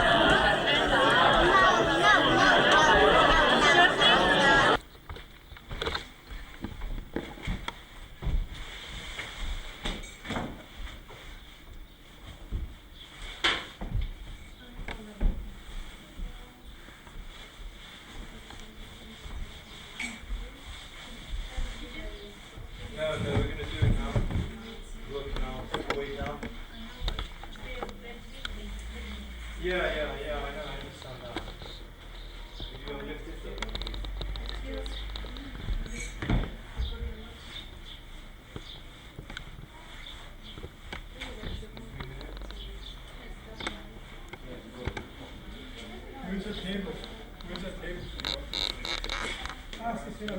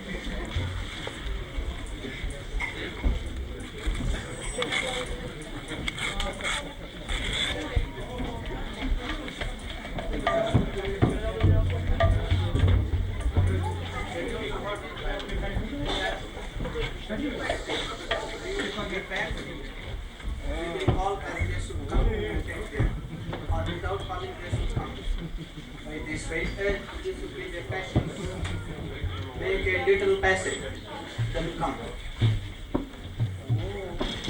Here you can keep. Push the back, this will come. This is yours. Stand up. Yes. This one.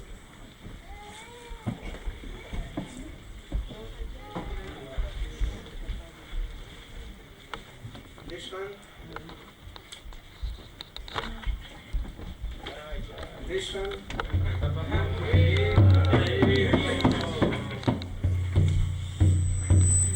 This one.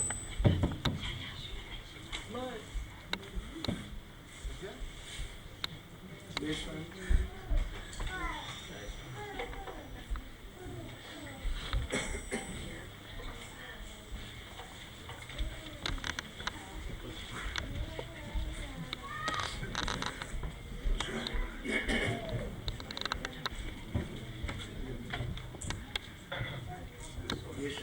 This one.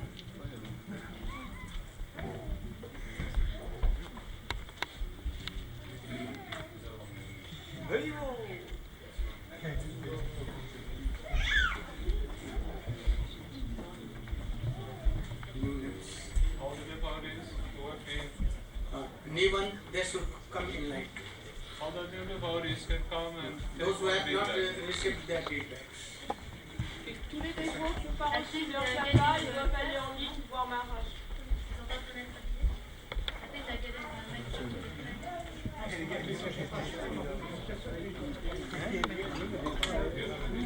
Those who have, they should come. You have not?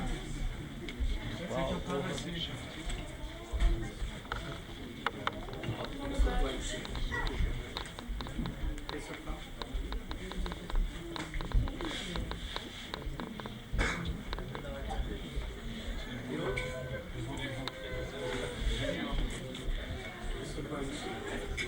On n'a jamais vu autant d'initiés à Nouvelle Mayapur.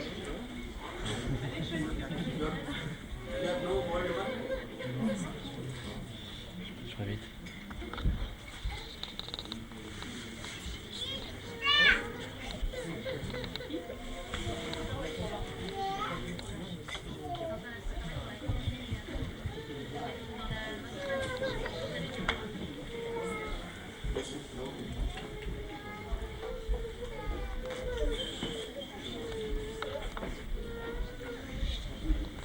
Anyone?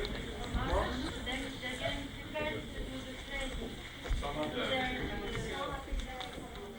What? Some of the new devotees are preparing for the first. So they should come and take this. It is more important. They should come. Anyone more?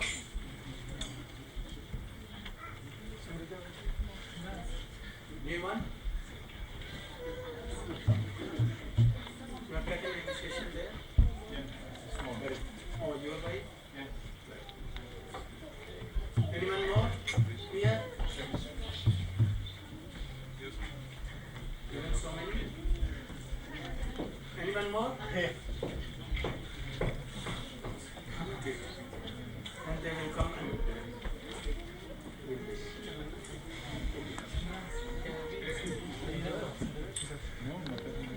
then you should know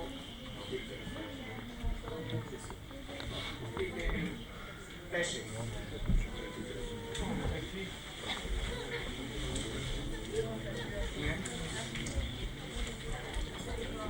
Anyone has called them? Anyone should go and call them. Then The devotees who have taken initiation, I will announce their name, then you can stand up and Srila Maharaj will give you your new name. Maybe you can speak in microphone. Yes, oui.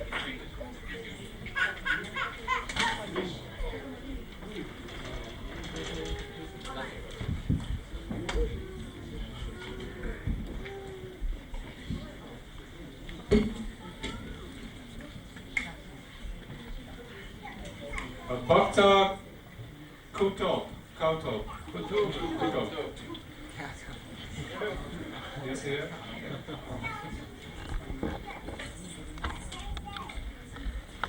his name has been said Nanda Kumar Das. You know who is Nanda Kumar? Who is Nanda Kumar?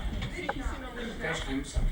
So you are now Nanda Kishore. Nanda Kishore, Nanda Kumar Prabhu ki Jai.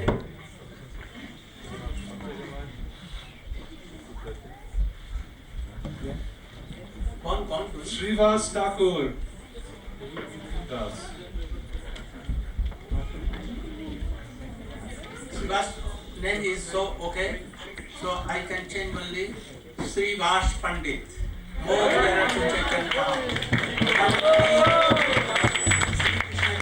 Prabhu Nityananda, Sri Advait Gadadhar, Srivasati, all will always chant your name. Srivas Prabhu ki. Also, I have a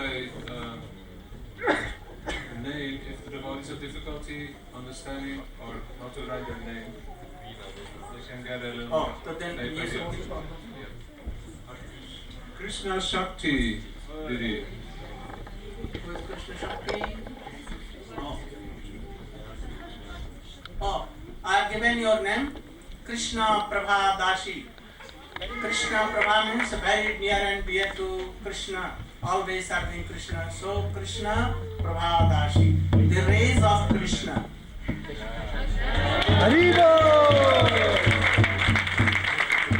You can take your name, he has written, so that there should be no wrong.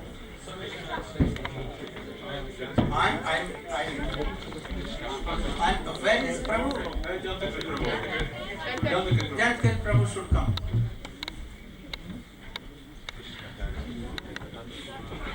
They have one little son. Srivas Pandit Prabhu, a little son. Where? Shyama Sundar. Who is Shyama Sundar? Shyam Sundari name is so okay.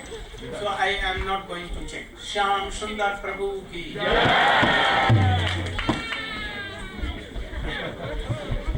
Another little girl they have, Laoyang. Is that correct? Oh, Lavangalata. I am it. Lavangalata Dashi ki. Lavangalata is oh, very dear and dear to Srimati Radhika. Lavangalata. Lavangalata ki. You should add.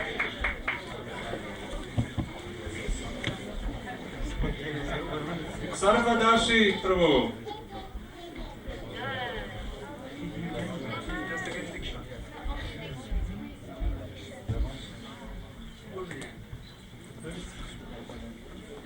Who is original name? Where is it?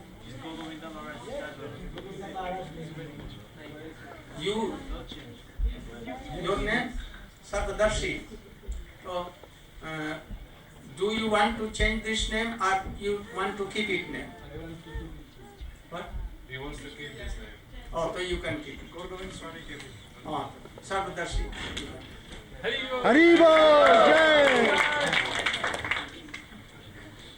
Lasika Didi. Lasika Didi. Laska is okay. Laska Devi ki. Laska means very beautiful. So, she is the Dashi of Srimati Radhika Lashika Shakti. La Sika, ça veut dire très belle, c'est la servante de Srimati Radharani. Lashika means very beautiful. La Sika veut dire extrêmement belle. Lalita Priya Dasi. Is their daughter? Oh, very good name. So, I had nothing to change this name. Lalita ki. And Radharani Dasi. Oh, Radharani is okay. Radharani Dashi ki. Radharani, ça passe comme nom. Krishna Bhakti Dasi.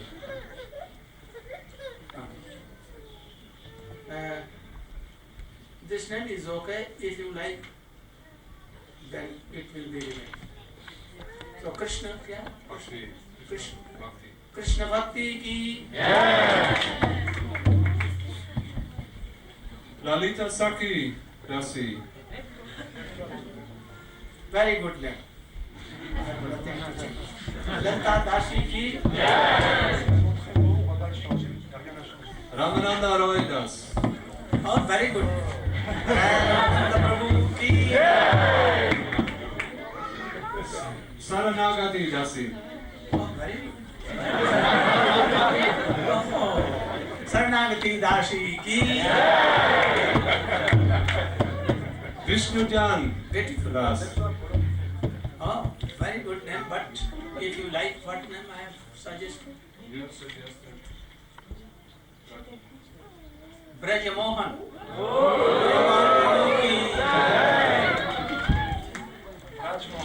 Braj Mohan. You should call Braj Mohan. Braj Mohan means Krishna is himself. All are charmed by seeing whom is Braj Mohan. That is Krishna is. Celui par qui tout le monde est charmé, c'est Krishna. Il s'appelle alors Braj Mohan. All call Krishna Mohan. Tout le monde appelle Krishna Braj Mohan, celui qui fascine tout le monde. And Gaur Priya Dasi. Oh, God Priya is okay. God Priya Dashi ki. Why? What I have told? God Priya. This name is God Priya. Yes. She would like another one because Bhagavan Das give it to her. Oh. So she would like another one. Some Muslim has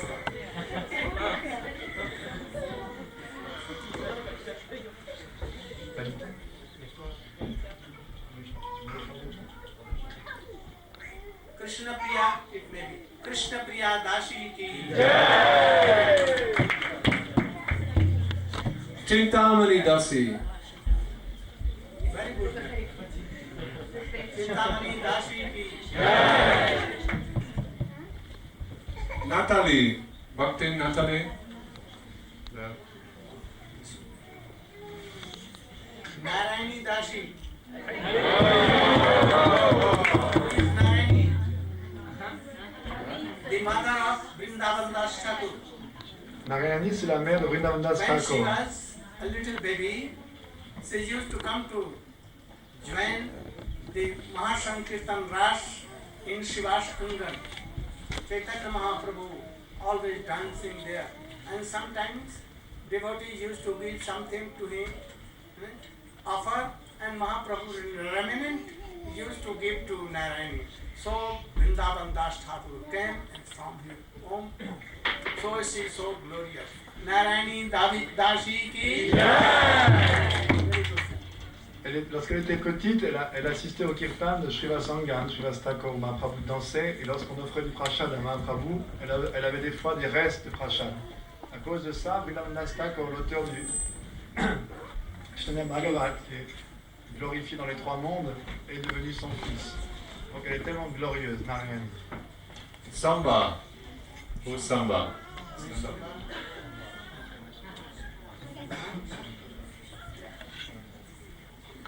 Shamba. Shamba is good. Right? Shamba Das. You know Shamba? The son of Krishna.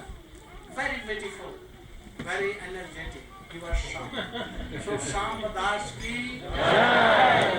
Shamba. On ne change pas de nom. Samba, c'est le fils de Krishna, très beau, très puissant, très joyeux. He was very near and dear. Krishna wanted to always take in his laps and kiss and so much love and affection from him. Très proche, très cher à Krishna qui voulait toujours le prendre sur ses genoux. Draupadi Dasi. Yes. Very good name, Draupadi Dashi. Very dear to Krishna. So Draupadi name is okay. So Draupadi Devi ki. Very good name. Un nom glorieux qui est très cher à Krishna. Jaya Hari Dasi. Okay, this name. Or I should change it. I should change. What? Jayasri Devi. Aparadika is Jayasri. So Jayasri Dashi ki. You will remember Jayasri. Jayasri is so beautiful. Srimati Radhika is so beautiful that there is no any comparison. C'est un nom de Radharani qui est So- belle sans comparaison aucune dans tout So l'univers. Radha Krishna has himself told Jaya Sri. C'est And Krishna also lui-même qui a Krishna donné ce gives nom-là. Jai to Jai Sri, Jai Sri. So says Jai Sri. So I'm lucky to have this name. Jai Sri Dashi ki. Fortuné d'avoir un nom pareil. Yeah. Katamrita Dasi. You like this name? Or you want to change? Kirti Kumari Devi ki jai. You know who is Kirti Kumari? The name of mother of Srimati Radhika is Kirti. And her daughter is Kirtika Kumari. So Radhika name, Zonat name of Srimati Radhika is Kirti Kumari. So you are like this. Kirti Kumari ki. What name I gave you? Who is Kirti? Mother of Srimati Radhika. La mère de So Radharani. the daughter of Kirti is Srimati Radhika. So your name is like Radhika. Kirti Kumari ki. Kirti, c'est le nom de la mère de Radharani. Donc Kirti Kumari, c'est Radharani, la fille de Kirti. C'est un nom de Radharani. The beat bags you have? Beat bag. Oh, good. Those who have not beat bags new, they have been given name, they should come. Huh?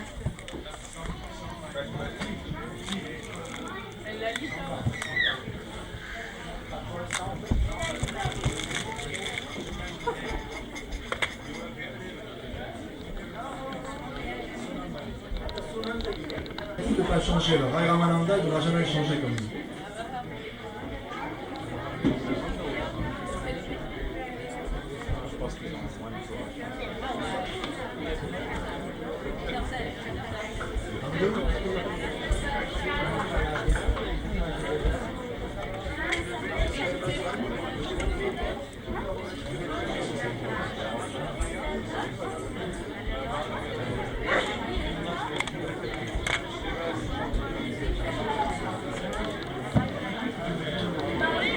When I will have to go to temple, Savadarshi, il parle de régler le speaker ici, au Maharaj. he was telling me today. So you should remind me when I will have, at what time I will have to go there. What time? What? 1 hour. 7:30. It will be very late for me. Very late. So all devotees can go. It is very late for me. It is very late for me.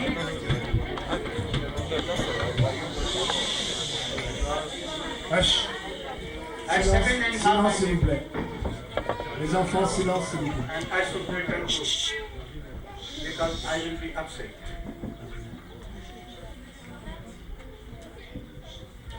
Any kirtan? Kirtan?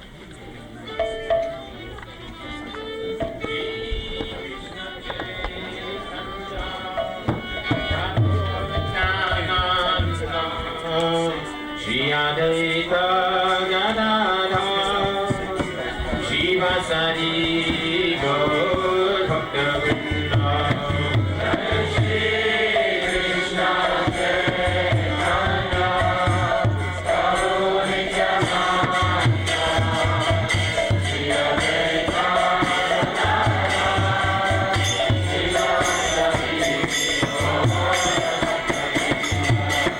Hare Krishna, Krishna Krishna, Hare Hare, Hare Rama, Rama Rama, Hare Hare. Hare Krishna, Krishna Krishna, Hare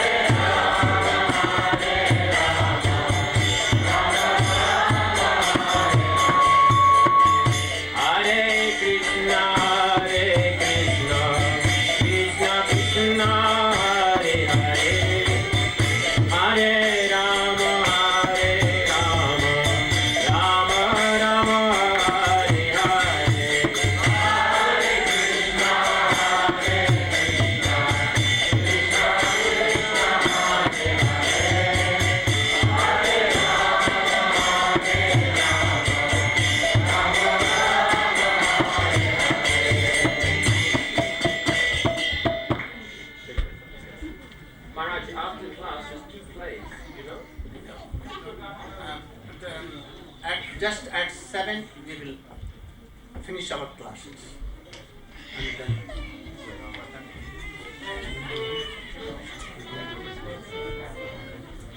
Bring the baby.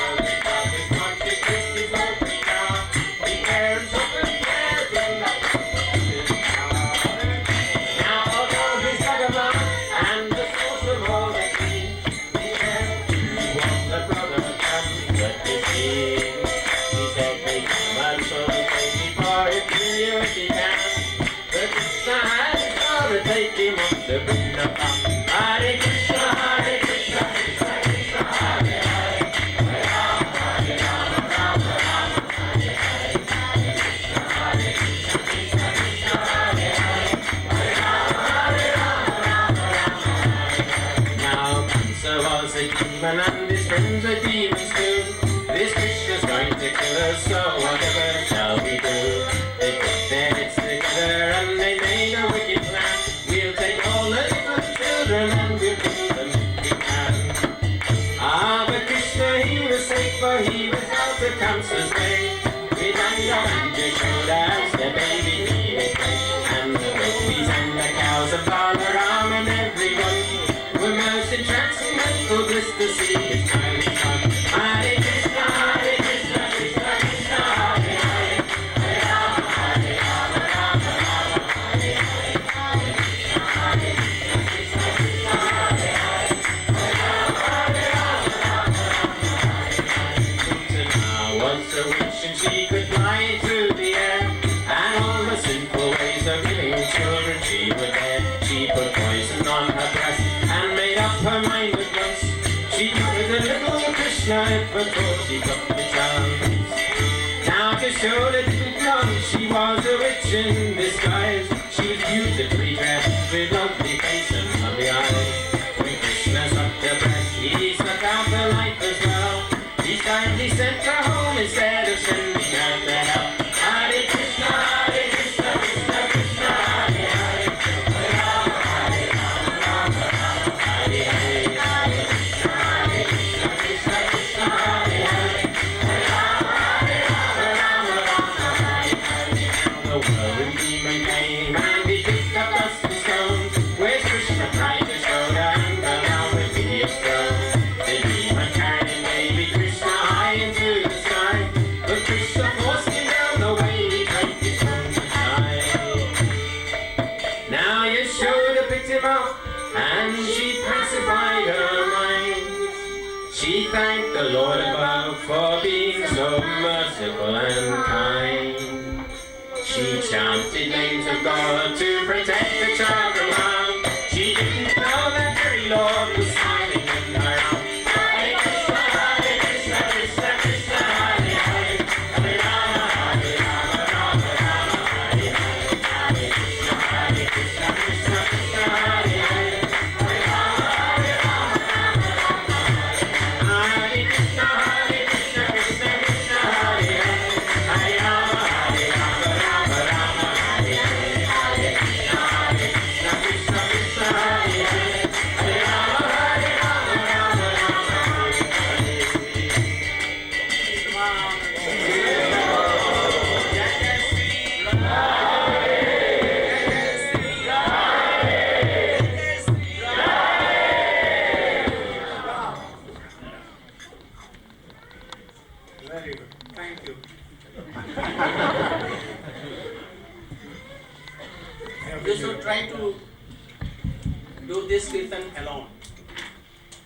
with your brother.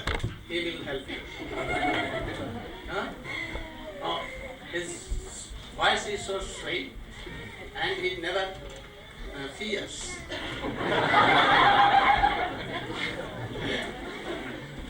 If you will like, I will take him to India and I will engage in my service.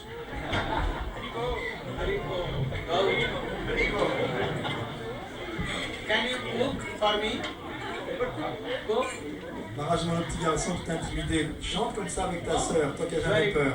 Si tu veux, je t'emmène en un petit peu cuisiner pour moi, je te programme en service. You can wash my clothes. Tu peux laver mes vêtements. Give a glass of water. M'amener un verre d'eau. Oh, yes, it will do.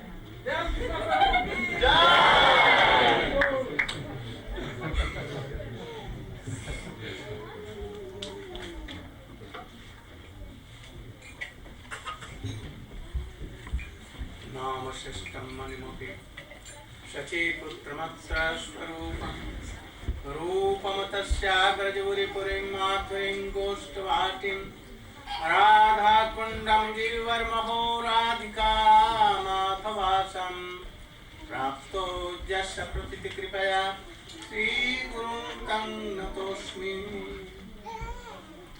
Vancha kalpatarubhyasya Kripa sindhu daivacha Patitam pavanebhyo Vaishnavebhyo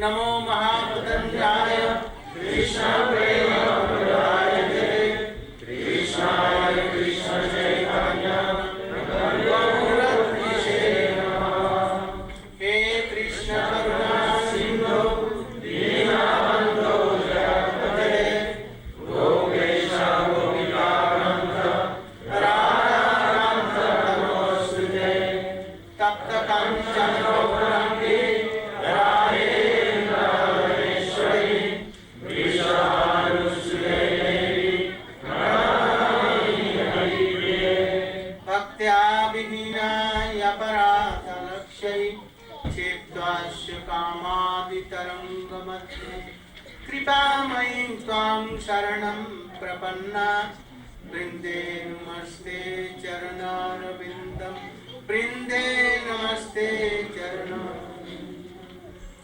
Yang Praprajantam Anupetamapeta Krityam Dvaipayano Viraka Taraya Juhava Putreti Tanmetaya Tarvo Bhinedu Tam Sarvabhutaridayam Munimanatosmi Tavaivasmi Najivami Tvaya Vina Iti Vidyaya Radhe Tvanne Mam Charanam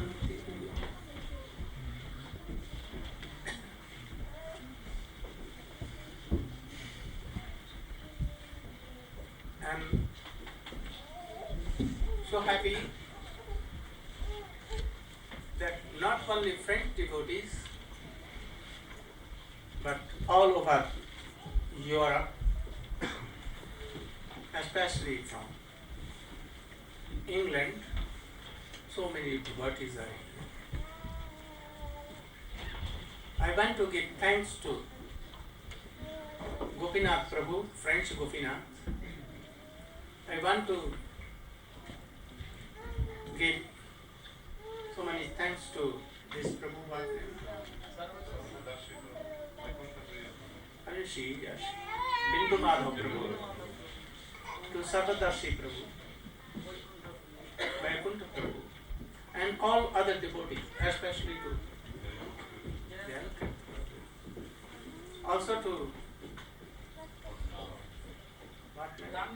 Ram Vijay Prabhu, who insisted me to come. So, I am indebted to all that they have helped me in so marvelous preaching. Jayalakrit Prabhu is so expert in translating and he is qualified and senior and sincere Krishna. So,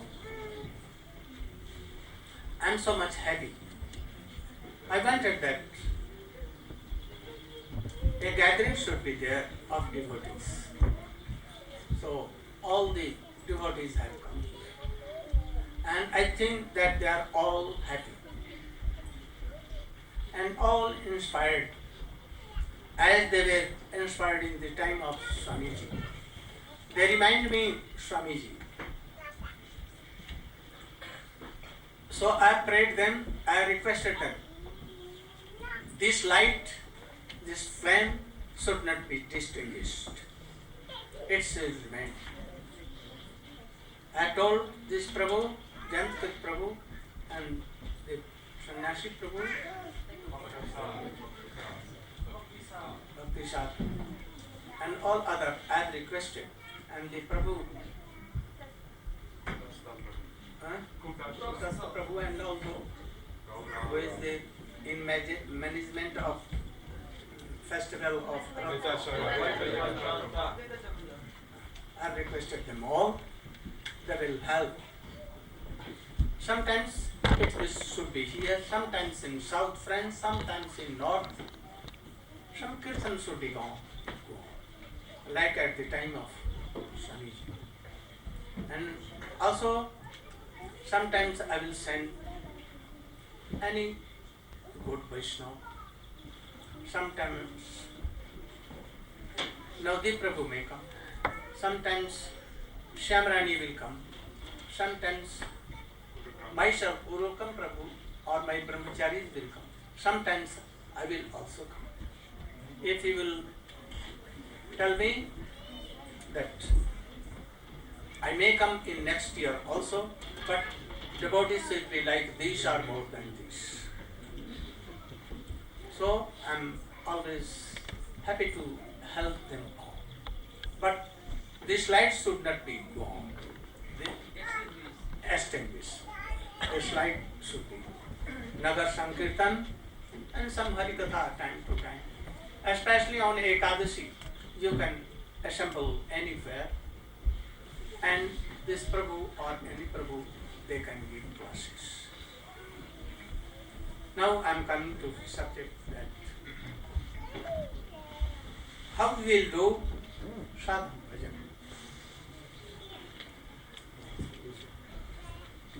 Maharaj, donc, tellement heureux de voir qu'ici, non seulement il y a tellement de dévots français, mais de toute l'Europe, sur toute l'Angleterre, tellement de dévots sont venus, rassemblés.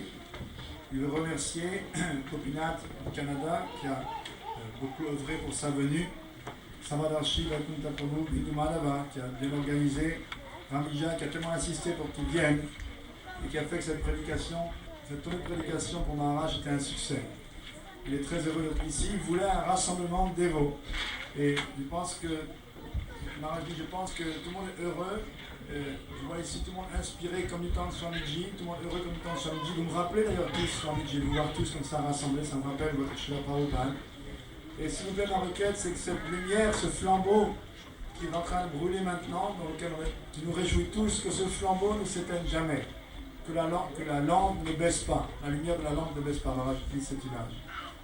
Il requiert les dévots aînés comme Bhaktisa Swami, Amita Chandra Prabhu, Kutasla Prabhu, de coopérer les uns avec les autres ici, de veiller à ce qu'il y ait toujours dans tout le pays, soit au sud, soit ici, soit au nord, Sankirtan, des réunions. Maharaj a dit, j'enverrai également des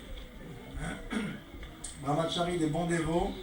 Des fois, Navadip Prabhu pourra venir, Shyamrani, d'autres brahmacharis. Moi-même, si vous voulez, des fois, je peux venir. L'année prochaine, si vous avez autant de dévots ou même plus, je reviendrai aussi, si vous voulez bien. Je suis toujours très heureux d'aider tout le monde, vous aidez tous ici. Et je vous en prie encore une fois que ce flambeau ne s'éteigne pas. Qu'il y ait toujours Nagar Kirtan, Joli Kalashi surtout, c'est un bon jour pour se rassembler, pour Harikata, etc. Et on va voir comment est-ce qu'on peut progresser dans la sadhana. Qu'il n'a pas traduit, c'est Maharaj, je remercie beaucoup Jérôme Pakri pour ses traductions expertes. C'est un dévot aîné. Tu peux faire des conférences.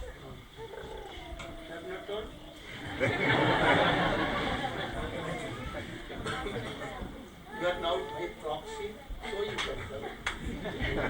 You are not yourself. You are sitting on behalf of me.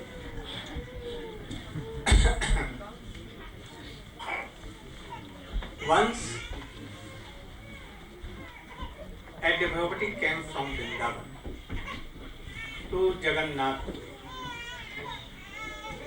Chaitanya Mahaprabhu asked that from where you are coming. He told that I am coming from Vrindavan. Oh, how is Rupa and Sanatan? How they are doing bhajan, sadhan? I am worried to hear them. This devotee told that, oh, they always weep,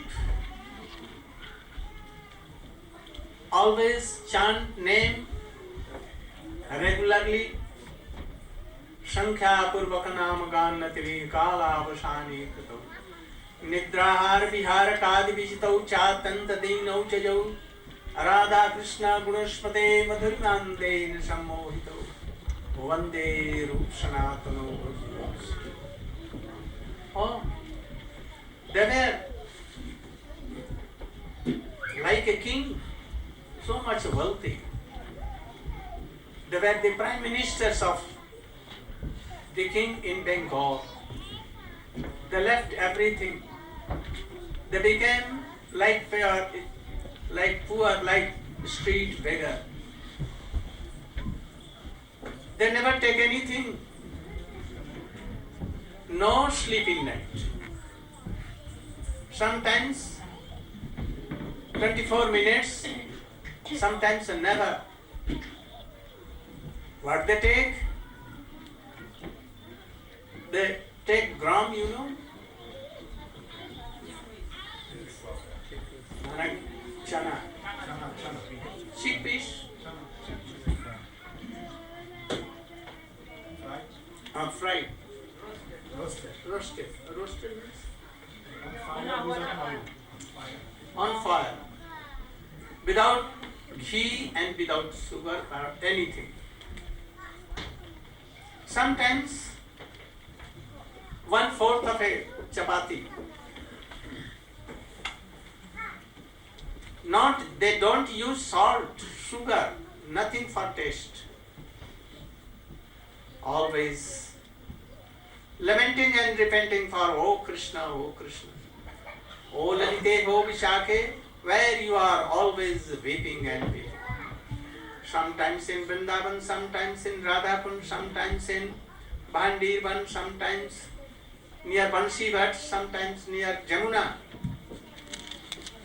No cloths, only there is a very little piece of cloth, only to cover shame. They sleep one tree today, next day on another tree, passing any lives. Sometimes it is so cold, then they can burn some leaves, dry leaves. And they can write books there. No lamp, nothing, no arrangement like this. You should switch on, everything is ready. Cooking room is ready. If another switch, bathroom and latrine will come. If you sit, bedroom will come. If it will, you do on switch next, then meeting hall will come. If you switch cigarettes and wines and everything can come at once. This facility were not. Mosquitoes were everywhere. Serpents also, but some serpents became their friends. Deer becomes their friend. So they are living life like that. Sankhya Purvaka Nam Gan Nati. They do 1008 Dandat Pranam. Like Ashtang Pranam. To whom? Krishna ki jai, Radha ji ki jai, Nandagaon ki jai, Barshana ki jai. To Subal Siddham, Madhumangal from Dam, Siddham, Sudam, Vasudhamisto Krishna Lavanga Arjun Lalita Vishakha Chitra, to each. So more than that. And Sankhya Purvak name, not less than 1 lakh. They can do more. But always are wrapped in prem. So sometimes not more than 2 or 3, but always. Always writing books like Bhakti Rasamrita Sindhu, Brihad Bhagavatamrita, all. Not begging anything, paisa or any wealth or reputation, nothing. Always honoring Vaishnavas, if they were junior to them, but yet honoring them. Mahaprabhu became so glad, so happy. Who were they? Sanatana and Rup, very intelligent boys in their boyhood. And they quickly came and they became Prime Minister and Private Secretary of Hussain Shahbaz. But when they meet Chaitanya Mahaprabhu, every wealth and reputation and kingdom and all, everything left them. They became penniless. Rup Goswami met first in Prayag. Rup Goswami was going to Vrindavan by the order of Chaitanya Mahaprabhu. And Mahaprabhu was returning from Vrindavan. They met there. Chaitanya Mahaprabhu especially inspired everything, his whole heart, devotion in the heart of Srila Rupa Goswami. He told that I am sprinkling only 1 drop of devotion, because Krishna is ocean of rush. I cannot keep that. If a man will touch even a drop of this devotion, pray, his life will be successful. And thus he was teaching Rupa Goswami how to do bhajan. I will explain something. Un jour, un dévot de Vrindavan s'est rendu de Jagannath Puri et en voyant Mahaprabhu, celui-ci lui a demandé d'où est-ce que tu viens? De Vrindavan. Oh, de Vrindavan. Comment vont Rupa et Sanatan Goswami? Je suis tellement désireux d'apprendre comment ils se comportent, quelle est leur pratique. Et le dévot a répondu, oh, ils pleurent sans cesse, ils chantent sans cesse le nom de Krishna, selon la discipline qu'ils se sont imposés à eux-mêmes, un nombre fixe de tours, de chants par jour. Et ils étaient tellement riches comme Crésus, on peut dire, ils étaient les ministres du roi du Bengale, du Shah du Bengale, le Shen Shah, et ils étaient devenus pauvres, comme des mendiants dans la rue. Et comment est-ce qu'ils se comportent? Ils mangent à peine tous les jours un petit peu des pois chiches qu'ils font frire au feu, sans huile, sans ghee, sans sucre, sans sel, aucun condiment pour la langue, rien pour le goût, ni sucre, ni sel. Ils mangent à peine et ils dorment à peine. Des fois ils ne dorment pas, ou quand ils dorment c'est peut-être 25 minutes par jour, quand ils dorment. Et ils sont toujours plongés dans la lamentation et la séparation d'avec Krishna. Et sans arrêt ils invoquent les noms et Lalita, et Vishaka, He Radhe, He Krishna.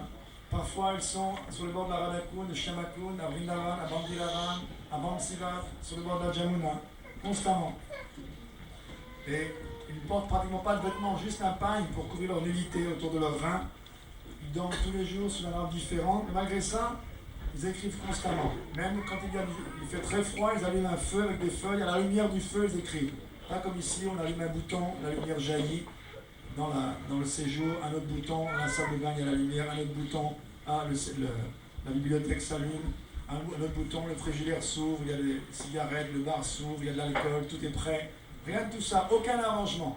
Et pourtant, ils ont trouvé le temps d'écrire tellement de livres.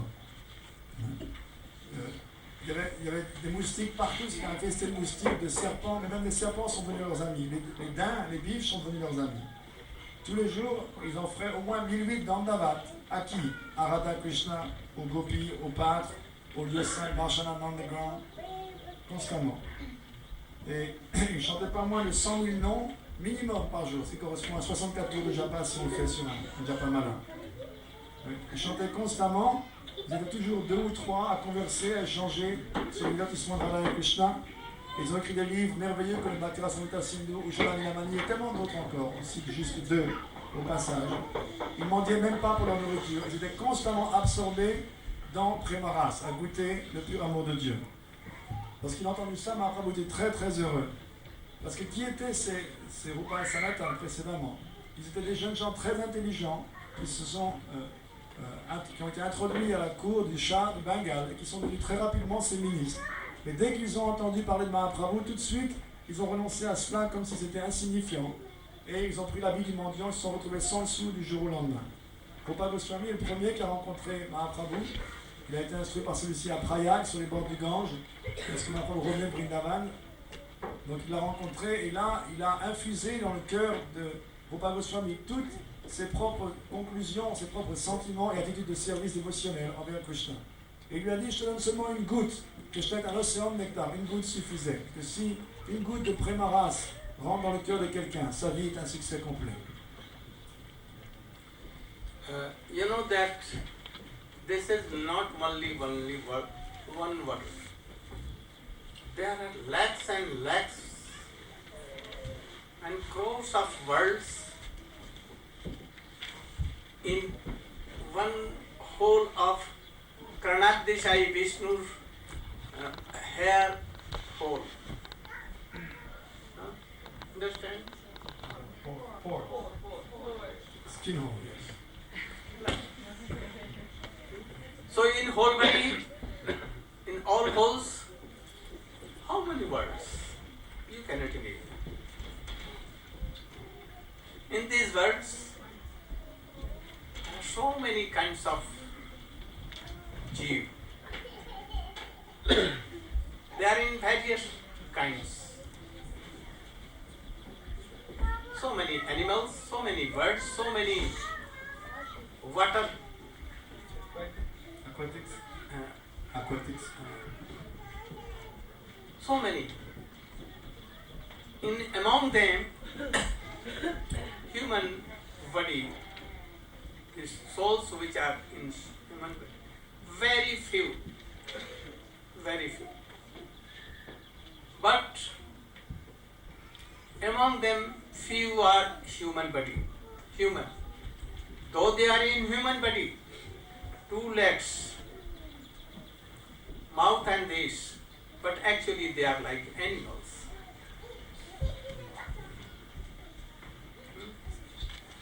Because they live like animals, birds and all other creatures.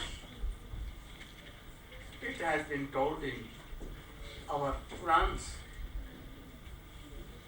Dharme nahina pashavi samana. They are always engaged in eating, drinking, making merry, and stooling, and all these things. They are always engaged in making children, nothing else. Very busy. Dogs can purl from their nails, but these animals can make a atom or nitrogen bomb and they can expel whole world. They are animals among animals. They cannot do anything else to change a bad person into good person. So all these are animals. They are now discovering more things, how we can destroy whole world in a moment and control. So among them there are few numbers who believe in God. And among them there are few persons who are actually doing anything to overcome birth and death and to have a darshan of God. Among them Narayan Paranguk is very little, very rare. Among them, Krishna servants, devotees of Krishna, are very rare. They can't be counted on fingers. Among them, the who want Krishna Prem are mostly so rare. And among them, they want to serve Srimati Radhika. Very rare. You can see in crores and crores, it may be one or half or 1/4. Very rare. So for them, Chaitanya Mahaprabhu taught Rupa Goswami something, and only that slok I will explain today. And you should try to hear that very carefully, and it will help you so much.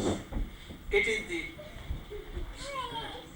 essence of all the teachings that Chaitanya Mahaprabhu taught Srila Rupa Goswami, and Rupa Goswami has discovered and he has written.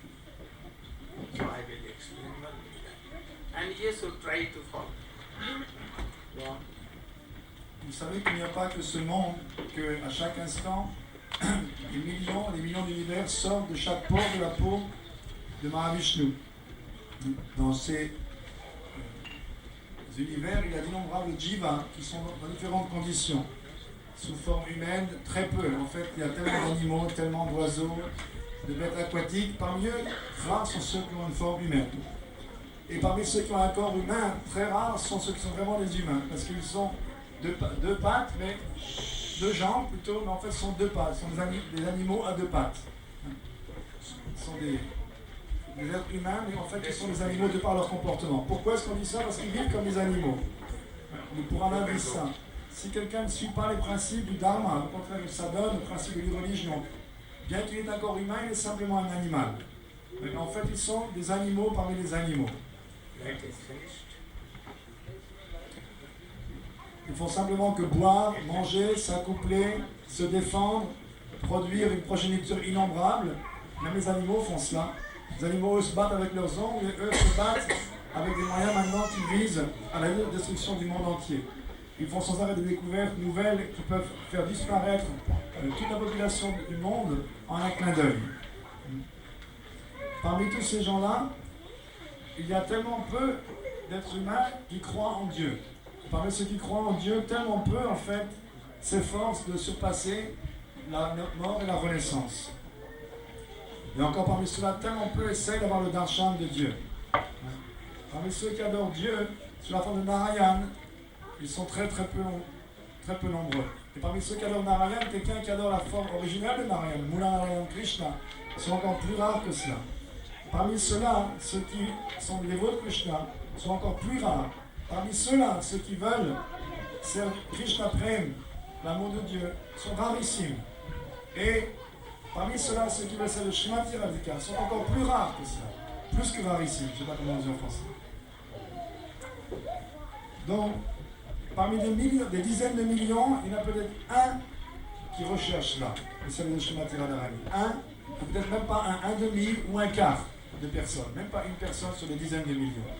Mais pour eux, Rupa Goswami s'est vu enseigné par Mahaprabhu tout un enseignement dont Maharaj maintenant va donner un verset qui résume, qui est la quintessence, on peut dire la crème, la quintessence de tous les enseignements de Mahaprabhu. Écoutez très attentivement, parce que ce verset contient l'essence de toute notre philosophie Vaishnava.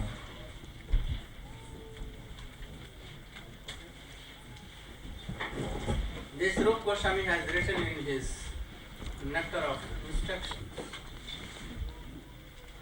Tannam Rupa Charitadi Sukritananu Kramena Rasana Manishi Niyojya Tishtan Briji Tadanugami Jananuragi Kamamane Itlam Itti Upadeshasha. That Tannam Rupa Charitadi, Tan Krishna, O Krishna Brajandanandan Shamshu. He Krishna Karuna Sindho Deenabandho Jagatpate Gopesha Gopika Kanta Radha Kanta. Krishna is with this. So Radha Kanta is supreme name.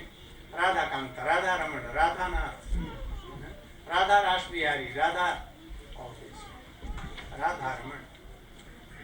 Always chanting this name with tears, with heart, and remembering the pastimes connected to that name. How you can connect if you are not knowing these pastimes? You will have to know the pastimes. So these persons are, devotees are very rare knowing of these things. You will have to give ourselves, everything to them. You cannot purchase a devotees like this by money, by fame, by giving anything, whole world in donation you can give. But a devotee like this cannot be purchased. If they are only satisfied to see that he has given, she has given his heart or her, then they will be satisfied. So, give your heart, your mind, your head, your everything in the lotus feet. So, these devotees are very rare. Those who are qualified in all established truth, and especially they are Rashid. So be in their guidance, but being in Vrindavan, not here and there. And if you cannot manage to be there in Vrindavan forever, then by mind and heart you will have to be in Vrindavan, but you will have to be in Vrindavan. Here, you are here, but you are saying that I am in Vrindavan. Jamuna is sweetly flowing, kalkal, with kalkal. So many lotus flowers are in bosom there. Bees are humming. Cuckoos, birds are very sweetly singing. Peacocks are singing. Deers are going here and there, jumping. And Radha and Krishna in any grove, yeah. And doing bhajan like that. Hare Krishna, Hare Krishna, Krishna Krishna, Hare Hare, Hare Rama, Hare Rama. How? Like Rupa Goswami, Sanatana Goswami, like him. Once Narottam Thakur, when he was boy of 16, went to Loknath Das Goswami and told that I want to be initiated by you. He refused so many times. He began to clear his tools. Anyhow, he was satisfied and he told that you should sit here, I am initiating you, and you will be always in my mirror in this Vrindavan. He gave a small hut on the bank of Jamuna. He was also chanting like Loknath. One day, in summer, hot, very hot season, a cultivator came there and he wanted some water. Oh boy Babaji, little Babaji, I am so thirsty, so give me water. At first he begged from Loknath Goswami, but he was not out. So he could not reply anything. Then he came to this boy Babaji and told, oh boy Babaji, I am so thirsty, you should give me water. Hearing this, he left his mala, kept his mala, put it back, and he came outside and gave him one rope and one bucket, and by that he took water and he was satisfied. He went away. Loknath Goswami was looking this, and he called that Baba Narottam Thakur. Oh, you should go to your home. You are not qualified to be in Vrindavan with me. You cannot follow me. You are thinking that to give water is more essential and more highest thing than chanting Hare. You have no belief in name. Name is himself Krishna, and when a devotee is chanting Hare Krishna, that means he is serving Krishna and Radha, remembering the pastimes of Krishna. So you are not doing like so you are not qualified to be in Vrindavan and to chant name and remember the pastimes. At once go. He was weeping and weeping, but he told that you should go. So you should know to chant is to serve Krishna. To serve Krishna is essential, or to give water to anyone is essential. For us, it is essential to give water because without water he can die. But he is not seeing, looking that not by chanting and not by serving a man can die by sword. So it is more essential. If we will give water at that time, giving up chanting, then it is offense in the name of holy name. And if you are chanting, he will have water any way, and he will be satisfied by chanting. Lakhs and lakhs, thirsty person can be satisfied by holy name. But general person don't know all these things. Parikshit Maharaj did not took any water in 7 days. Never. No food, no grain, nothing. How? So you should believe that when you are chanting, you are serving Krishna. But don't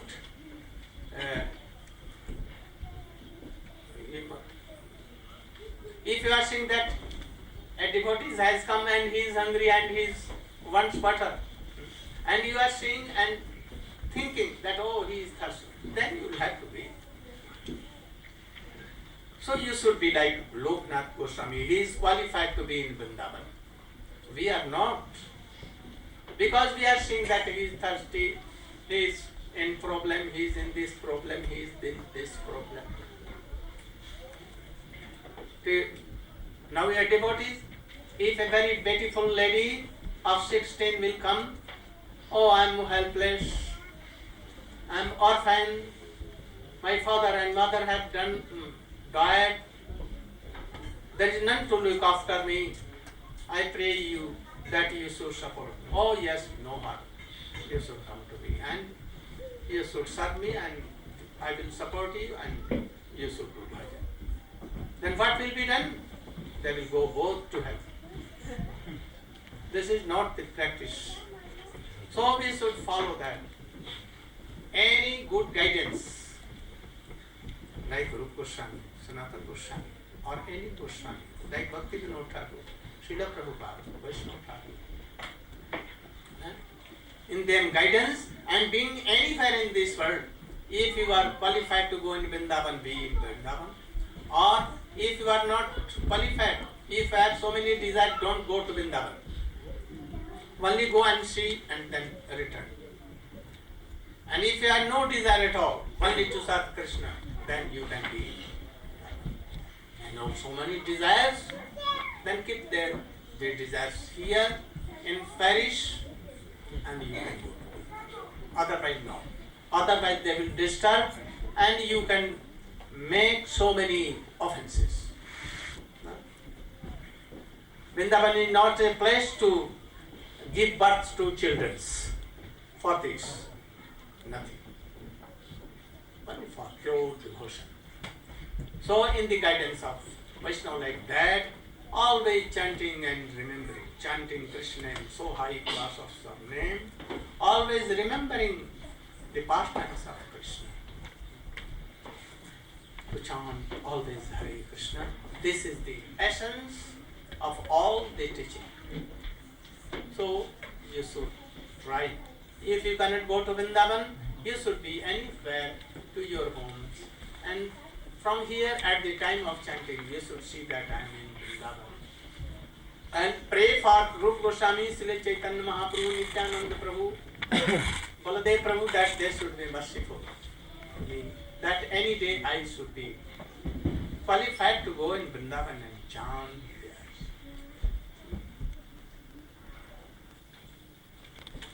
You should be ready, Prabhu, because there is no time.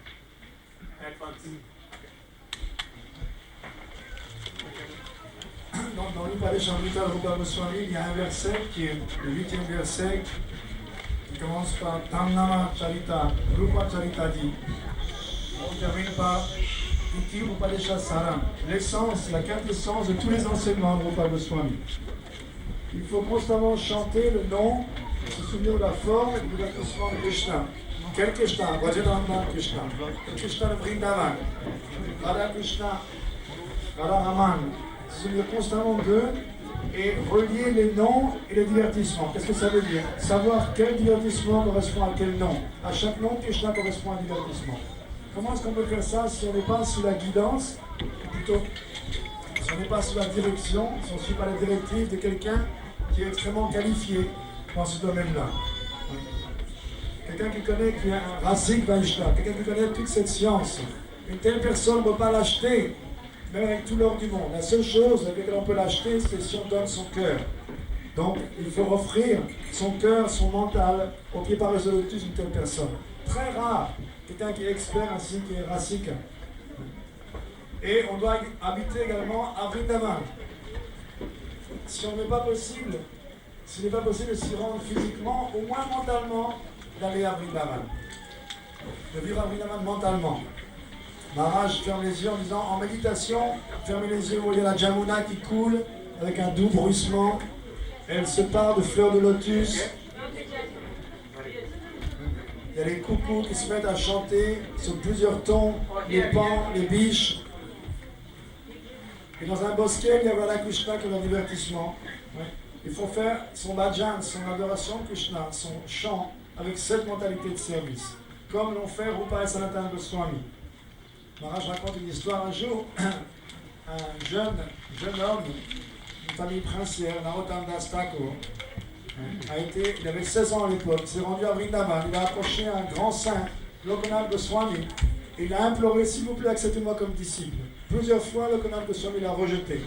Et finalement, Narottam Das a pensé, je dois faire quelque chose pour qu'il m'accepte. Il a commencé à nettoyer l'endroit où il allait satisfaire ses besoins naturels.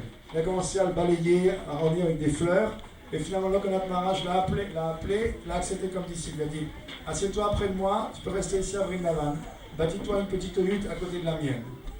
Un jour, un cultivateur s'est approché, qui avait très soif. Il a demandé de l'eau d'abord à Lokanath Goswami, mais Lokanath Goswami n'était pas dans sa conscience externe, il était complètement absorbé à l'intérieur dans les divertissements de Radha Krishna. Alors, le cultivateur s'est adressé au jeune Narottam Das en disant, oh, petit Babaji, donne-moi à boire s'il te plaît. Alors Narottam Das a posé son mala, a arrêté de chanter, il s'est levé, il a donné à boire, l'autre est parti. Et Lokanath Goswami, à ce moment-là, a ouvert les yeux, a regardé ça, il lui a dit, va-t'en d'ici, rentre chez toi tout de suite, tu n'es pas qualifié pour être à Vrindavan.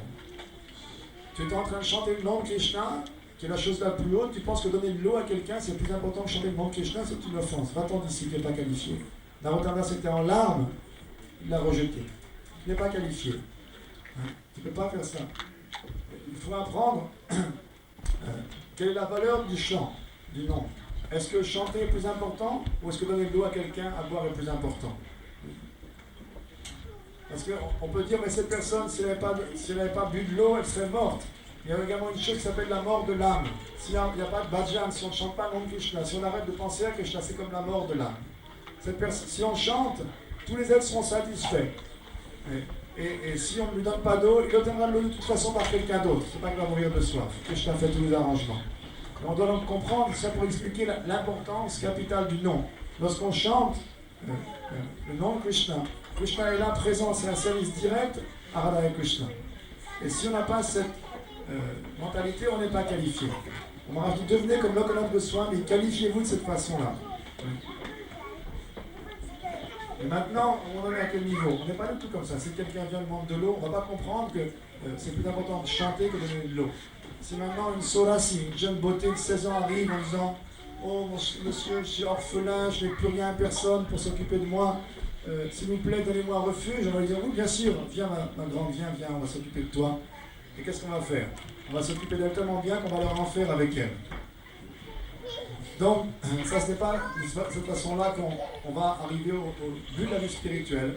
On doit suivre des enseignements corrects, des bons conseils de gens comme Rupa Sanatana Goswami, Lokonath Goswami, Prabhupada, Vaishnav Thakur. Si on veut aller à Vrindavan, on doit veiller à laisser ses désirs matériels derrière, chez soi, à Paris, pas les emmener avec soi. Quand on part de l'aéroport, on les laisse à l'aéroport de Paris, on part sans les désirs matériels. N'allez pas à Vrindavan rempli de désirs matériels. N'allez pas à Vrindavan pour mettre des enfants au monde. On ne va pas à Vrindavan pour faire des bébés.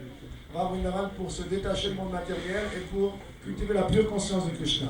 Si on a trop de désirs matériels et qu'on va à Vrindavan, on va simplement être troublé par ses désirs et être rongé par eux et être soi-même un problème pour les autres à Vrindavan. Vrindavan est un endroit pour se recueillir dans la pure conscience de Krishna, si on veut vraiment la pure conscience de Krishna. Sinon, allons à Vrindavan, prendre darshan et revenons ici en France. Si on ne peut pas aller à Vrindavan, ce n'est pas un problème, mais on doit être à Vrindavan au moins mentalement. Chanter ici, mais avec l'esprit à Vrindavan, comme on disait tout à l'heure. Donc, il faut bien comprendre que ce verset-là est l'essence même, la quintessence de tous les enseignements de Rupa Goswami, c'est-à-dire de toute notre philosophie Vaishnava. Maharaj dit, s'il vous plaît, essayez de suivre cet enseignement, de l'absorber, de l'imbiber et de en faire votre vie. Basez toute votre vie dessus.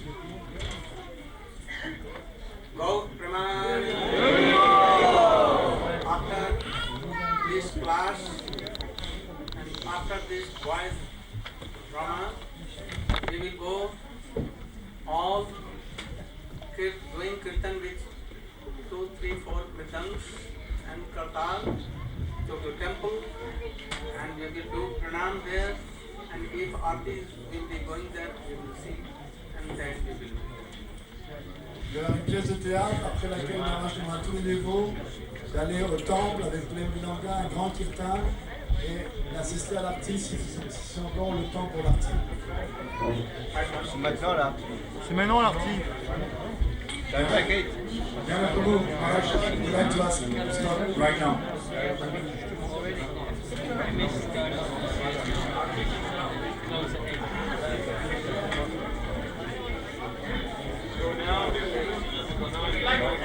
Like to face this way, please.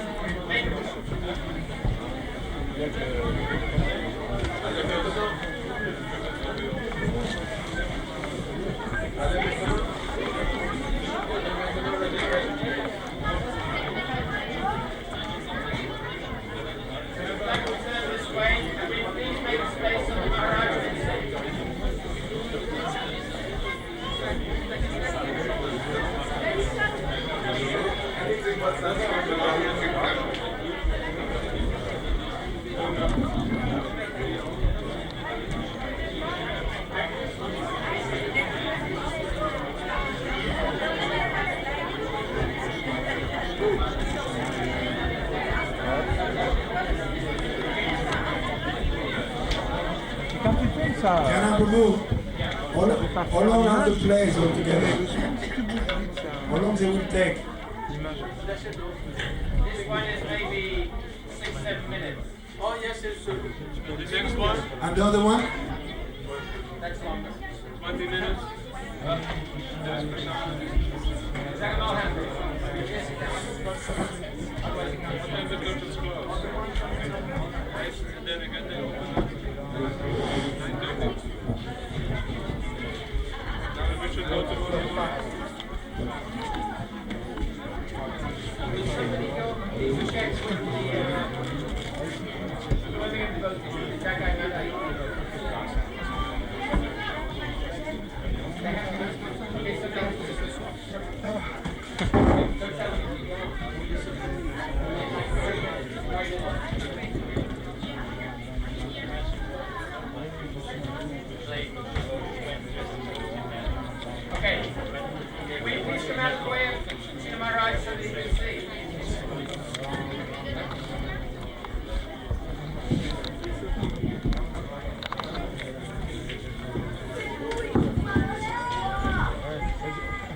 Hare Krishna. So this this is a small play, pastime play, performed by the young devotees. Performed by the young devotees. It's pastime Radha and Krishna and the gopis, and it's pastimes time when Radha and the gopis tricked Lalita into marrying with Krishna. Will you try shining this light? Will you try holding that light down so that it shines up towards the stage? Not possible. Yeah. See. Can you see? Yes. Now it is okay. Un peu de silence, s'il vous plaît. Okay. Ready? Okay.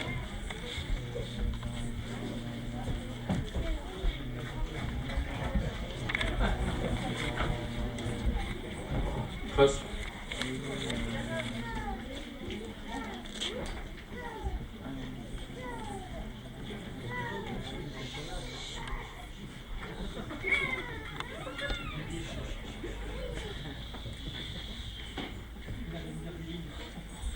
And now, here we have Lalita Devi, followed by Srimati Radharani.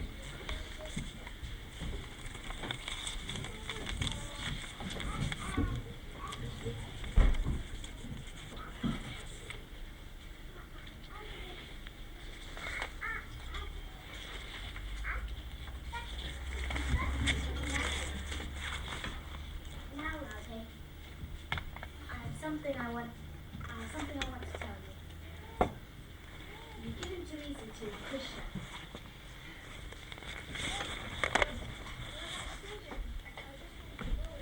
When I see him, I just want to go with him.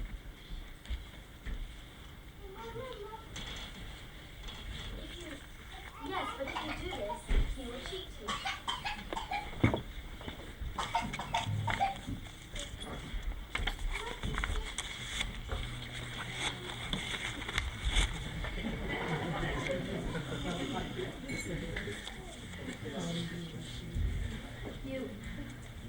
You will say no 10 times before you say yes.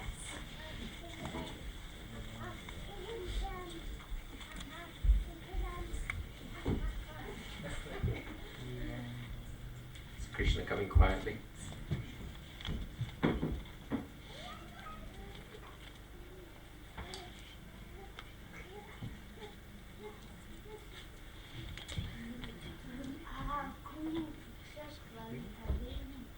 We're going to trick Lalita.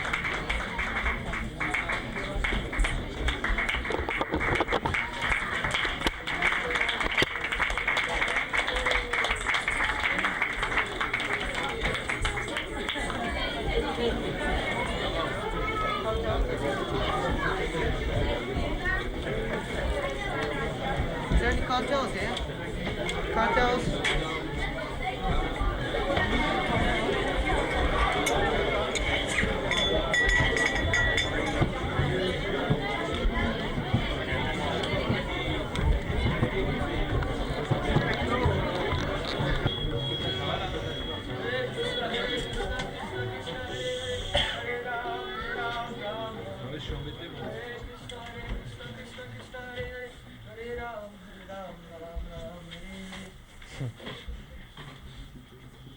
Oh, gentle Vaishnavas, kindly allow me to introduce myself. I am that shameless wretch known as Haridas Thakur. Still, today some good fortune has come to me because I have the opportunity to glorify my Lord Sri Chaitanya Mahaprabhu. Factually speaking, I have no... Hare Ram, Hare Ram, Ram Rama, Hare Hare.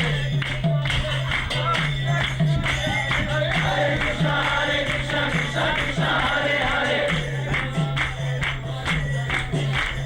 Hare Ram, Ram Rama, Hare Hare. Hare